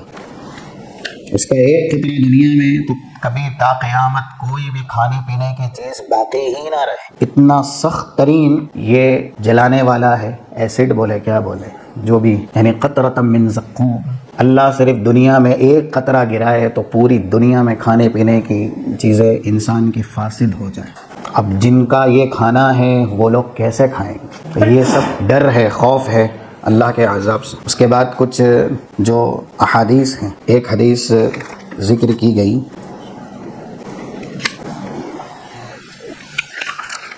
جہنم کے تعلق سے یہ اس میں موجود ہے 2509 سلسلہ صحیحہ میں، اگر مسجد میں 1,00,000 لوگ ہوں یا اس سے زیادہ ہوں، وفیہ رجل من اہل النار، ایک دوزخی انسان کو اس میں بیٹھایا جائے، فتنفس، اور وہ سانس لے، تو صرف اس کی سانس جو باہر جائے 1,00,000 کا مجمع مسجد سمیت جل کے راکھ ہو جائے۔ دوزخی انسان جو دوزخ میں عذاب دیا جائے گا، اگر اس کو کسی ایسی مسجد میں بیٹھایا جائے جس میں 1,00,000 کا مجمع آ سکتا ہے، لو کان فی المسجد 100,000 او یزیدون وفیہم رجل من اہل النار فتنفس فاصابهم نفس لاحترق المسجد ومن فیہ، صحیح حدیث ہے۔ صرف اس کی ایک سانس جو وہ باہر لے چھوڑے تو 1,00,000 کا مجمع مسجد سمیت جل کے راکھ ہو جائے۔ جو دوزخ میں عذاب دیا جانے والا شخص ہے، اگر اس کو کسی جگہ بیٹھایا جائے تو اس کی ایک سانس سے 1,00,000 کا مجمع مسجد سمیت جل کے راکھ ہو سکتا۔ وہاں کا ماحول اور وہاں کا عذاب کیسا ہو جب ایک سانس چھوڑنے کی وجہ سے اس کی گرمی کی تپش اتنی ہے کہ 1,00,000 کا مجمع وہ جلانے کے لیے مسجد سمیت کافی ہے۔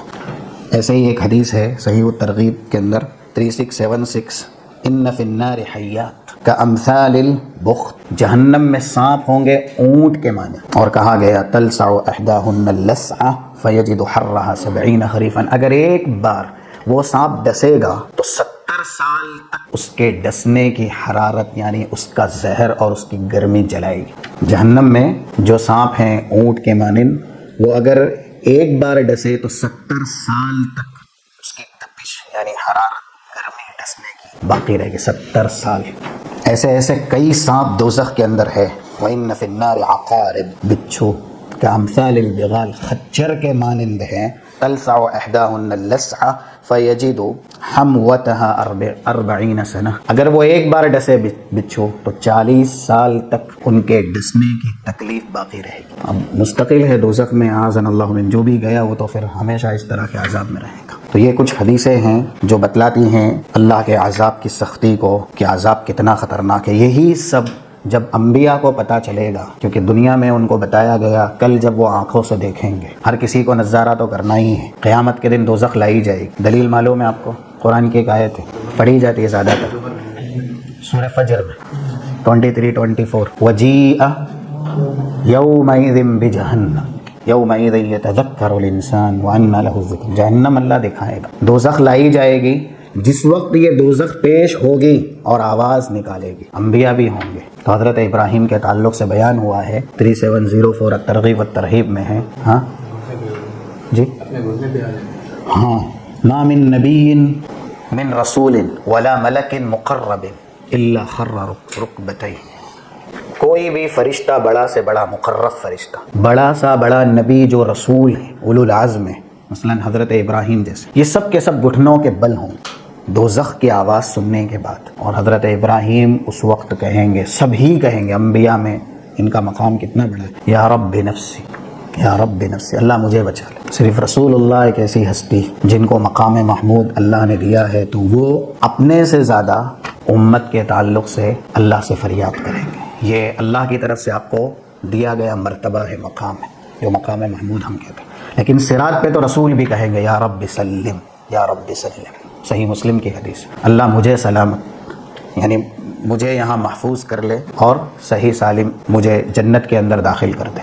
اس وقت کیا ہوگا جب دوزخ کی آواز سنے گی، انبیاء کہیں گے اللہ تو ہمیں بچا، تو انسان اگر اس موقع پر، اللہ کے نبی صلی اللہ علیہ وسلم کی یہ حدیث ہے، انسان سے کہا گیا لو کان لک عمل 70 نبیا الی عملک لظننت الا تنجو، دوزخ کی آواز سننے کے بعد میدان محشر میں جو ماحول ہونا ہے، اگر کسی کے پاس 70 انبیاء کی نیکیاں بھی ہے، وہ اتنی نیکی کے باوجود بھی وہ یہ سوچے گا کہ میں بچ نہیں پاؤں۔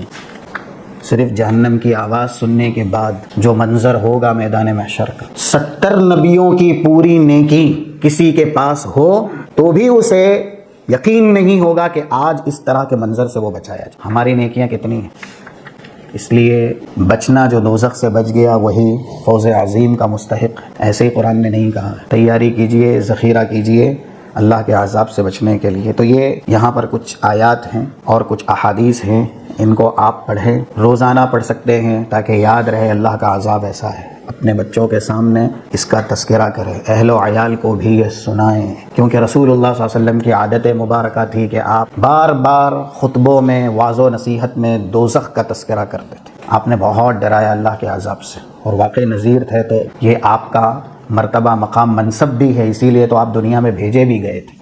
ایک موقع تھا قبر کے عذاب کا تذکرہ جو دوزخ کے عذاب کا ایک حصہ ہے، یہ صحیح بخاری کے اندر 1373 نمبر کی حدیث ہے۔ حضرت اسماء بنت ابی بکر کہتی ہیں قام رسول اللہ خطیبا فذکر فتنة القبر التي یفتتن فیہا المرء 1373۔ اللہ کے نبی مسجد میں ایک بار بحیثیت خطیب کھڑے ہوئے اور آپ نے قبر کے عذاب کا تذکرہ کیا جس میں انسان مبتلا ہونے والا ہے۔ تو صحابہ اکرام کی کیفیت کیا تھی؟ یہ الفاظ دیکھیے، فلما ذکر ذلک ضج المسلمون ضجہ، بڑی بڑی چیخوں کی آواز مسجد میں گونج گئی۔ قبر کے عذاب کا تذکرہ کیا تھا اللہ کے نبی نے، جو کہ دوزخ کے عذاب کا ایک ادنا سا حصہ، لیکن وہ بھی اتنا خطرناک ہے۔ ما رأیت منظرا قط والقبر افظع منہ، 4267 ابن ماجہ کی حدیث ہے، میں نے قبر کے عذاب سے زیادہ خطرناک منظر دیکھا ہی نہیں، یہ رسول اللہ کہہ رہے ہیں۔ تو جب ادنا سا حصہ دوزخ کا قبر کا عذاب اس سے بھیانک منظر نہیں ہو سکتا، تو دوزخ اس کا منظر کتنا بھیانک ہو۔ صحابہ اکرام کہ یہ کیفیت ان کے ایمان اور تقوی، زہد اور ورع کی دلیل تھی کہ وہ کتنا ڈرتے تھے اللہ کے عذاب سے۔ اور یہ بس آخری حدیث اس میں خاص کر کے، جو لوگ ہمیشہ دوزخ میں رہیں گے، اللہ نہ کرے، اعاذنا اللہ من، معاذ اللہ من، اللہ ہماری حفاظت فرمائے۔ رسول اللہ نے حدیث میں کہا 2807 صحیح مسلم کے اندر ہے، یؤتی بانعام اہل الدنیا من اہل النار یوم القیامہ فیسبغ فی النار صبغہ۔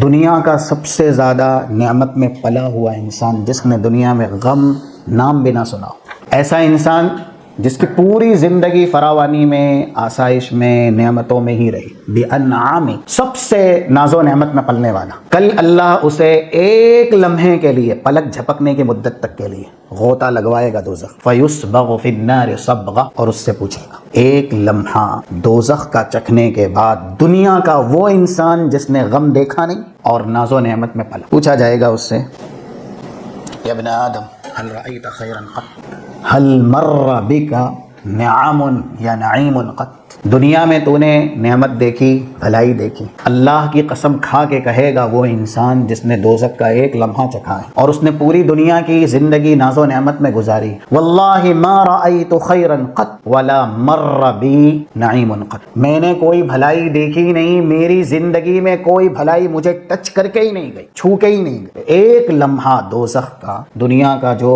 بڑے میں بڑا بادشاہ ہے، حاکم ہے، ناز و نعمت میں پلنے والا ہے، اس کی ساری نعمتوں کو بھلانے کے لیے، مٹانے کے لیے۔ آج ہم اور آپ یا زیادہ تر مسلم دنیا کی کامیابی، دنیا کی نعمت، دنیا کی ترقی، اس کے لیے کون سی زندگی خراب کر رہے ہیں، کہاں جا رہے ہیں؟ زیادہ تر لوگ جو فَأَمَّا مَن طَغَىٰ وآثر الحیات الدنیا، اس کا لے لو، اس کا لے لو، جو بھی آئے سب مجھے ہی دے دو۔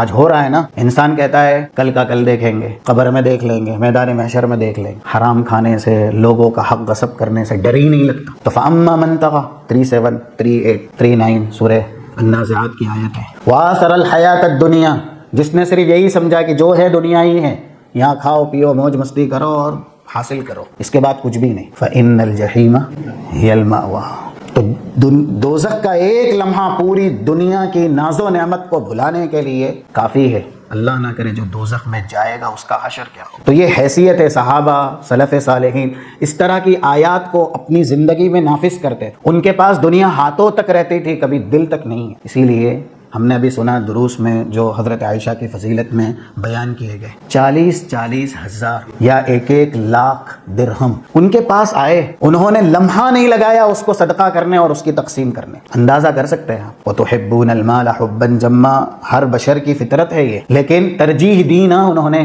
ہم ترجیح دیتے ہیں دنیا کو، انہوں نے ترجیح دی آخرت، اللہ کے عذاب سے بچنے کی۔ جب اپنے بھانجے عبداللہ بن زبیر سے انہوں نے بات نہ کرنے کی نظر مانی تھی، صحیح بخاری کے اندر ہے 3505، ایک ہی محفل میں 20 غلام آزاد کیے تھے اور اس کے بعد پوری زندگی وہ روئی کہ میں نے یہ غلطی کی۔ نظر آسان ہوتی نہیں ہے، کیونکہ نظر کا کفارہ ہے نا کہ آپ آزاد کریں غلاموں کو. 20 غلام انہوں نے آزاد کی اور اس کے بعد بھی پچھتائی، ندامت اور شرمندگی رہی کہ یہ گناہ ہوا یا یہ ارتکاب ہوا. صرف اتنا سا ان کو پتہ چلا کہ عبداللہ بن زبیر ہیں جو میرے سلسلے میں ایسا کہتے ہیں کہ آپ کو جو دیا جاتا ہے آپ فوراً صدقہ کر دیتی، اپنے پاس کچھ نہیں رکھتی. تو حضرت عائشہ کو یہ بات ناگوار گزری. انہوں نے کہا کہ بس. پھر بہت سفارش کی گئی، لوگوں سے منوایا گیا، تب جا کر کے انہوں نے اپنی نظر کو توڑا، ورنہ کہا میں بات نہیں کروں گی ان سے.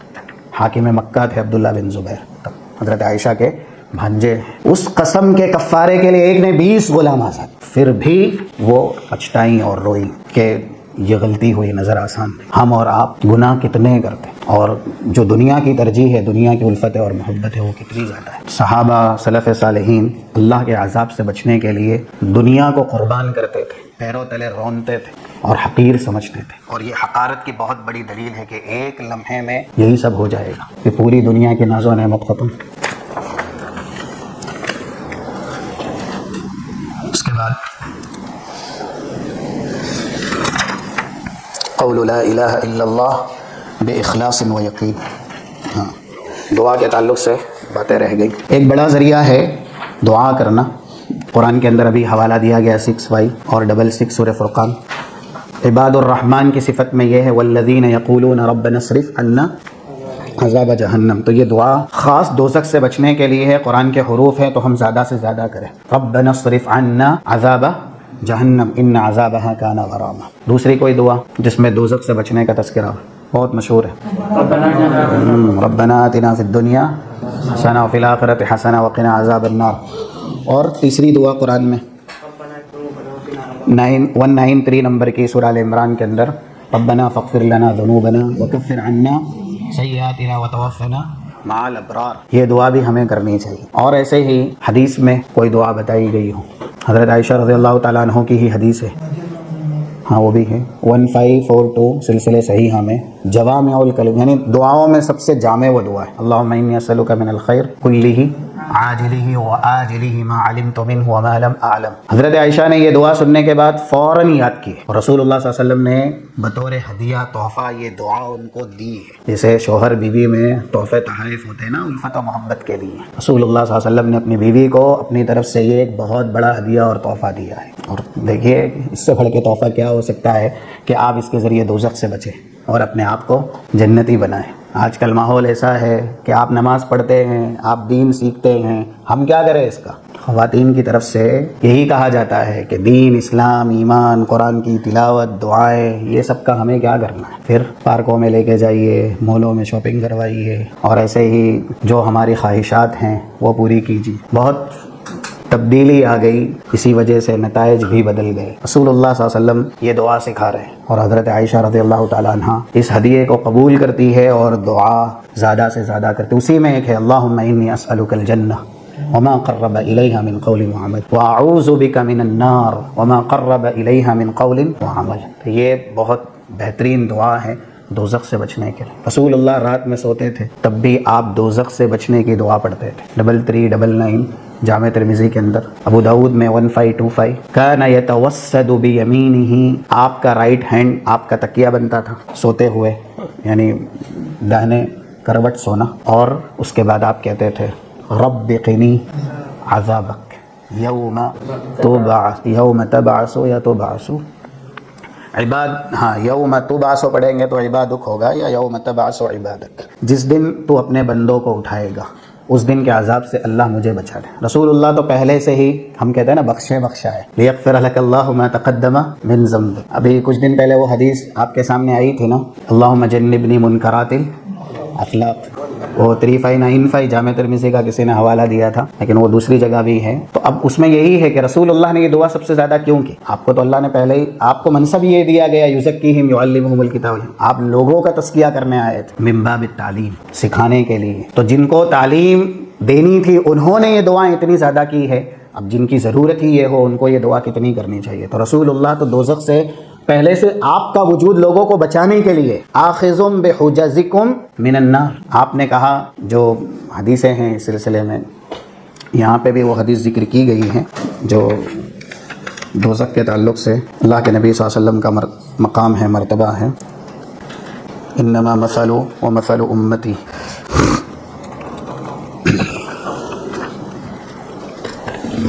صحیح مسلم میں 2284 نمبر کی ہے.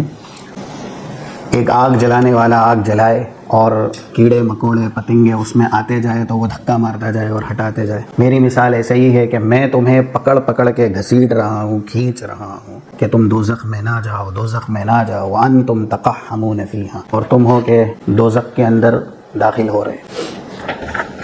اللہ کے نبی صلی اللہ علیہ وسلم کا مرتبہ اور آپ کا منصب اور آپ کا مقام دنیا کے اندر یہ تھا کہ آپ لوگوں کو بچانے آئے تھے. پھر بھی آپ نے وہ دعائیں زیادہ سے زیادہ پڑھی جس میں عذاب الہی سے بچنے کا تذکرہ ہے. تو دعا ہم اور آپ کو زیادہ کرنی چاہیے. یہاں پر امام قرطبی نے ایک جو بہترین بات یہ آج کے درس کا یوں کہہ لیجئے دعا کے تعلق سے لب لباب بھی ہے اور نافع بات ہے، اسی لیے آپ کے سامنے اس کو بیان کر دی جائے. وَإِذَا سَأَلَكَ عِبَادِي عَنِّي فَإِنِّي قَرِيبٌ أُجِيبُ دَعْوَةَ الدَّاعِ إِذَا دَعَانِ. یہ آیت اپنی تفسیر میں انہوں نے بیان کی امام قرطبی نے، اور اس کے بعد ابراہیم ابن ادہم جو بڑے امام ہیں ان کا قول نقل کیا. قول اس تعلق سے ہے کہ ان سے کہنے والوں نے کہا ما بالنا ندعو فلا يستجاب لنا، ہم دعائیں کرتے ہیں لیکن کیوں اللہ ہماری دعا قبول نہیں کرتا، یا ایسے ہی ہماری دعائیں قبول کیوں نہیں ہوتی. ما بالنا ندعو فلا يستجاب لنا.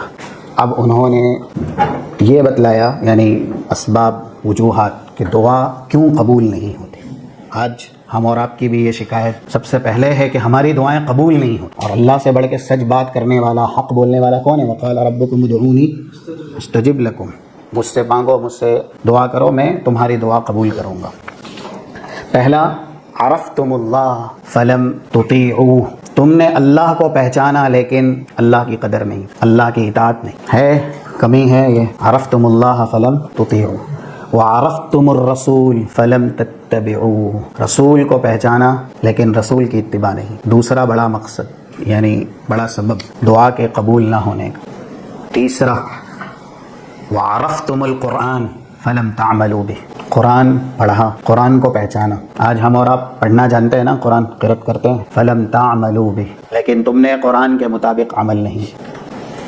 3 ہو گئے. وَأَكَلْتُمْ نعم ربکم، اللہ کی نعمتوں کو تم نے کھایا. فلم تشکروا حقھا،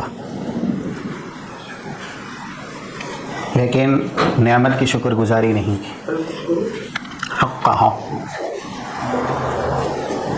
یا حق کا شکریہ جو بھی ہے. 4 عرفتم الجنہ فلم تطلبوها، جنت کیا ہے یہ ہمیں معلوم ہے لیکن جنت کو کیسے حاصل کرنا ہے ہم نے اس کے لیے محنت نہیں کی. تو جب لوگ یہ کرتے ہیں کہ جنت کے بارے میں ان کو سنایا گیا، بتایا گیا، لیکن اب جیسے جنت کے لیے کاوشیں کوششیں کرنی چاہیے نہیں کریں گے تو دعا اللہ نہیں سنے گا. اور جس سے ہمارا تعلق ہے آج کی نشست کا موضوع، وعرفتم النار فلم تہربوا منہا، تم نے دوزخ کو بھی پہچانا لیکن دوزخ سے بھاگنا چاہیے اور دوزخ سے بچنا چاہیے. تم بچے نہیں، تم ڈرے نہیں، تم بھاگے نہیں. تہربو، حرب یہرب، کتنے ہوئے؟ 6 ہوئے. ہاں. وعرفتم الشیطان فلم تخالفو، شیطان کو بھی تم نے پہچانا. شیطان تمہارا عدو مبین ہے، سب سے بڑا دشمن ہے، لیکن تم نے مخالفت نہیں کی. بل وافقتمو، شیطان کی موافقت کی. وافقتمو 7 ہوئے. ہاں. عرفتم الموت،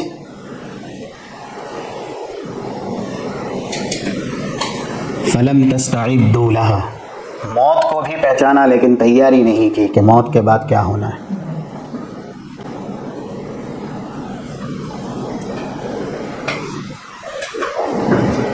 نمبر 9 وَدَفَنْتُمْ الْأَمْوَاتِ فَلَمْ تَعْتَبِرُوا، مردوں کو تم نے دفن کیا لیکن عبرت حاصل نہیں. تعتبروا فلم تعتبروا وَدَفَنْتُمُ الْأَمْوَاتِ فَلَمْ تَعْتَبِرُوا. یہ امام قرطبی نے نقل کیے ہیں کہ انسان کی دعا کب قبول نہیں ہوتی جب یہ اسباب ہے یا ان میں سے کوئی ایک بھی ہے تو اللہ دعا قبول نہیں کرے گا. اور یہ آخری، یہ سب سے زیادہ خطرناک ہے، اور یہ آج سب میں ہی ہے، اکثر و بیشتر میں. اللہ اس سے ہماری حفاظت کرے. وَتَرَكْتُمْ عُيُوبَكُمْ وَاشْتَغَلْتُمْ عُيُوبَ النَّاسِ. ہم دیکھیے، ہم یہ چاہتے ہیں ہمارے مال میں برکت ہو، ہماری زندگی خوشحال ہو، اور اللہ ہماری دنیا ایسی بنائے ویسی بنائے، لیکن جب تک کہتے ہیں آپ یہی چیزیں اپنے بھائی کے لیے پسند نہیں کریں گے آپ کو نہیں ملے گی. ایمان کیا ہے؟ چاہے آپ 45 نمبر کی حدیث صحیح مسلم کی ہو، 13 نمبر کی صحیح بخاری کی ہو، ہاں لا یؤمن احدکم حتی یحب لاخیہ ما یحب لنفسہ. تو آپ اپنے بھائی کے لیے پہلے یہ پسند کریں نا کہ اسے کامیابی ملے. آپ اس کے لیے دعا کریں گے کہ اللہ اس کو برکت دے، اس کو ترقی دے، ناز و نعمت دے، یہ دے، تب وہ نعمتیں آپ کو ملے. تو آپ اگر کسی کا برا ہی چاہیں گے، یعنی لوگوں کے عیب کی جستجو میں رہیں گے کہ ان کو ذلیل کرے، رسوا کرے، ان کے عیوب کو بیان کرے، اللہ آپ کو کیسے دے گا؟ جب ہم کسی کے لیے دعائے غیب کرتے ہیں، یعنی ہمارا بھائی سامنے نہیں ہے پھر بھی ہم نے کہا اللہ اس کو یہ نعمتوں سے سرفراز کرے. رسول اللہ نے تو بدترین دشمنوں کے لیے دعائیں، یہ تو آپ کی سنت ہے نا. ہم نے کئی بار یہ سنا، حضرت عمر کے لیے دعا کی تو ہی تو وہ پھر جو بھی بنے نا، دعا نہیں کرتے رسول. تو طائف کے لوگ جو اہل ایمان آج بھی ہیں، کیوں؟ کس کی دعا کی برکت سے؟ اللہ کے نبی صلی اللہ علیہ وسلم نے دعا کی. تو یہ ہمارا ایمان ہے.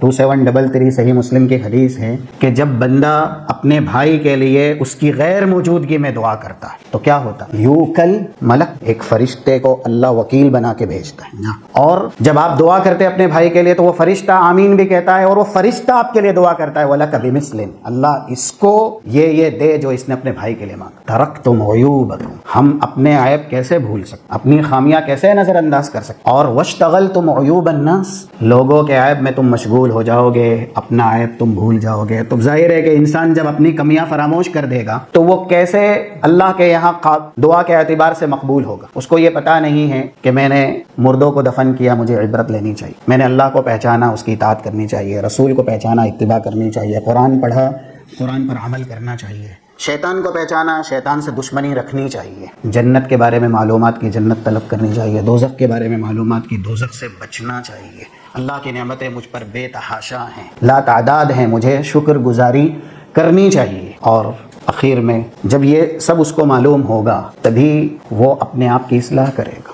لیکن اگر اپنے عیوب کو انسان چھوڑ دے گا اور دوسروں کے عیوب کی تفتیش میں رہے گا تو کیسے اس طرح کے جو حقوق ہیں، یعنی قرآن کا حق، اللہ کا حق، رسول کا حق، جنت کا حق، دوزخ کا حق، وہ کیسے دے پائے گا؟ یہ 10 بڑی قیمتی نصیحت ہے، بڑے قیمتی اسباب ہیں، یعنی موانع اجابت الدعاء ہے، دعا قبول نہ ہونے کی وجہ.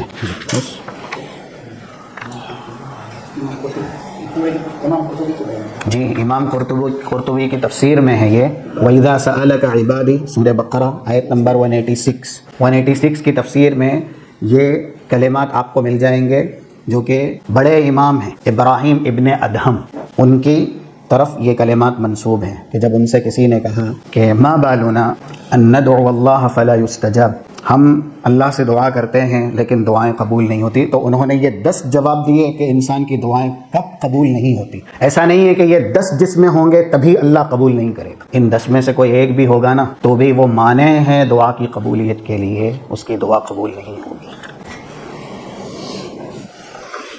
دوہرا دیا جائے اور اس کے بعد درس ختم کرتے ہیں. جو پہلا سبب ہے دوزخ سے بچنے کا، اللہ کا تقویٰ ہے. دوسرا سبب ہے الصوم. تیسرا سبب ہے القیام، قیام اللیل. چوتھا سبب ہے الصدقہ. اور پانچواں ہے التعایش مع القرآن، قرآن کریم کے ساتھ آپ کی زندگی ہو. اور الدعاء. دیکھتے ہیں انشاءاللہ آئندہ نشست میں کچھ ہیں تو وہ مکمل کر لیں گے، اس لیے کہ الحمدللہ آپ ہمارے بیچ ہیں، ہم آپ کے بیچ ہیں. اللہ ہماری عمر میں برکت دے، اور جب تک اللہ زندہ رکھے. اللہم من احییتنا منا فاحینا علی الاسلام ومن توفیتنا منا فتوفنا علی الایمان. اللہم لا تحرمنا اجرہ.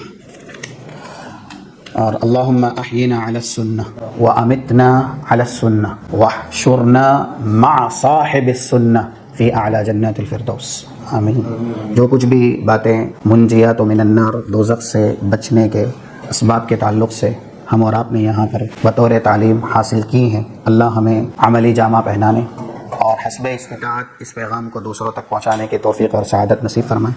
اللہم اجمعنا فی جنت الفردوس کما جمعنا فی هذه الحفلة المیمونہ، جیسے اللہ نے ہمیں اس دینی محفل میں اکٹھا کیا ہے، رب العالمین ہمیں جنت الفردوس میں بھی اکٹھا فرمائے۔ وعلمنا ما ينفعنا وزدنا علما، ہمارے علم کو اللہ نافع بنائے اور علم میں برکت عنایت فرمائے۔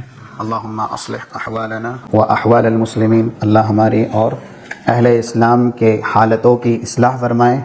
وجعلنا ممن الذین یستمعون القول فیتبعون احسنہ، اور ان خوش نصیبوں میں بنائیں جو قرآن اور حدیث کی باتیں بغور سنتے ہیں اور اس کے مطابق عمل کرتے ہیں۔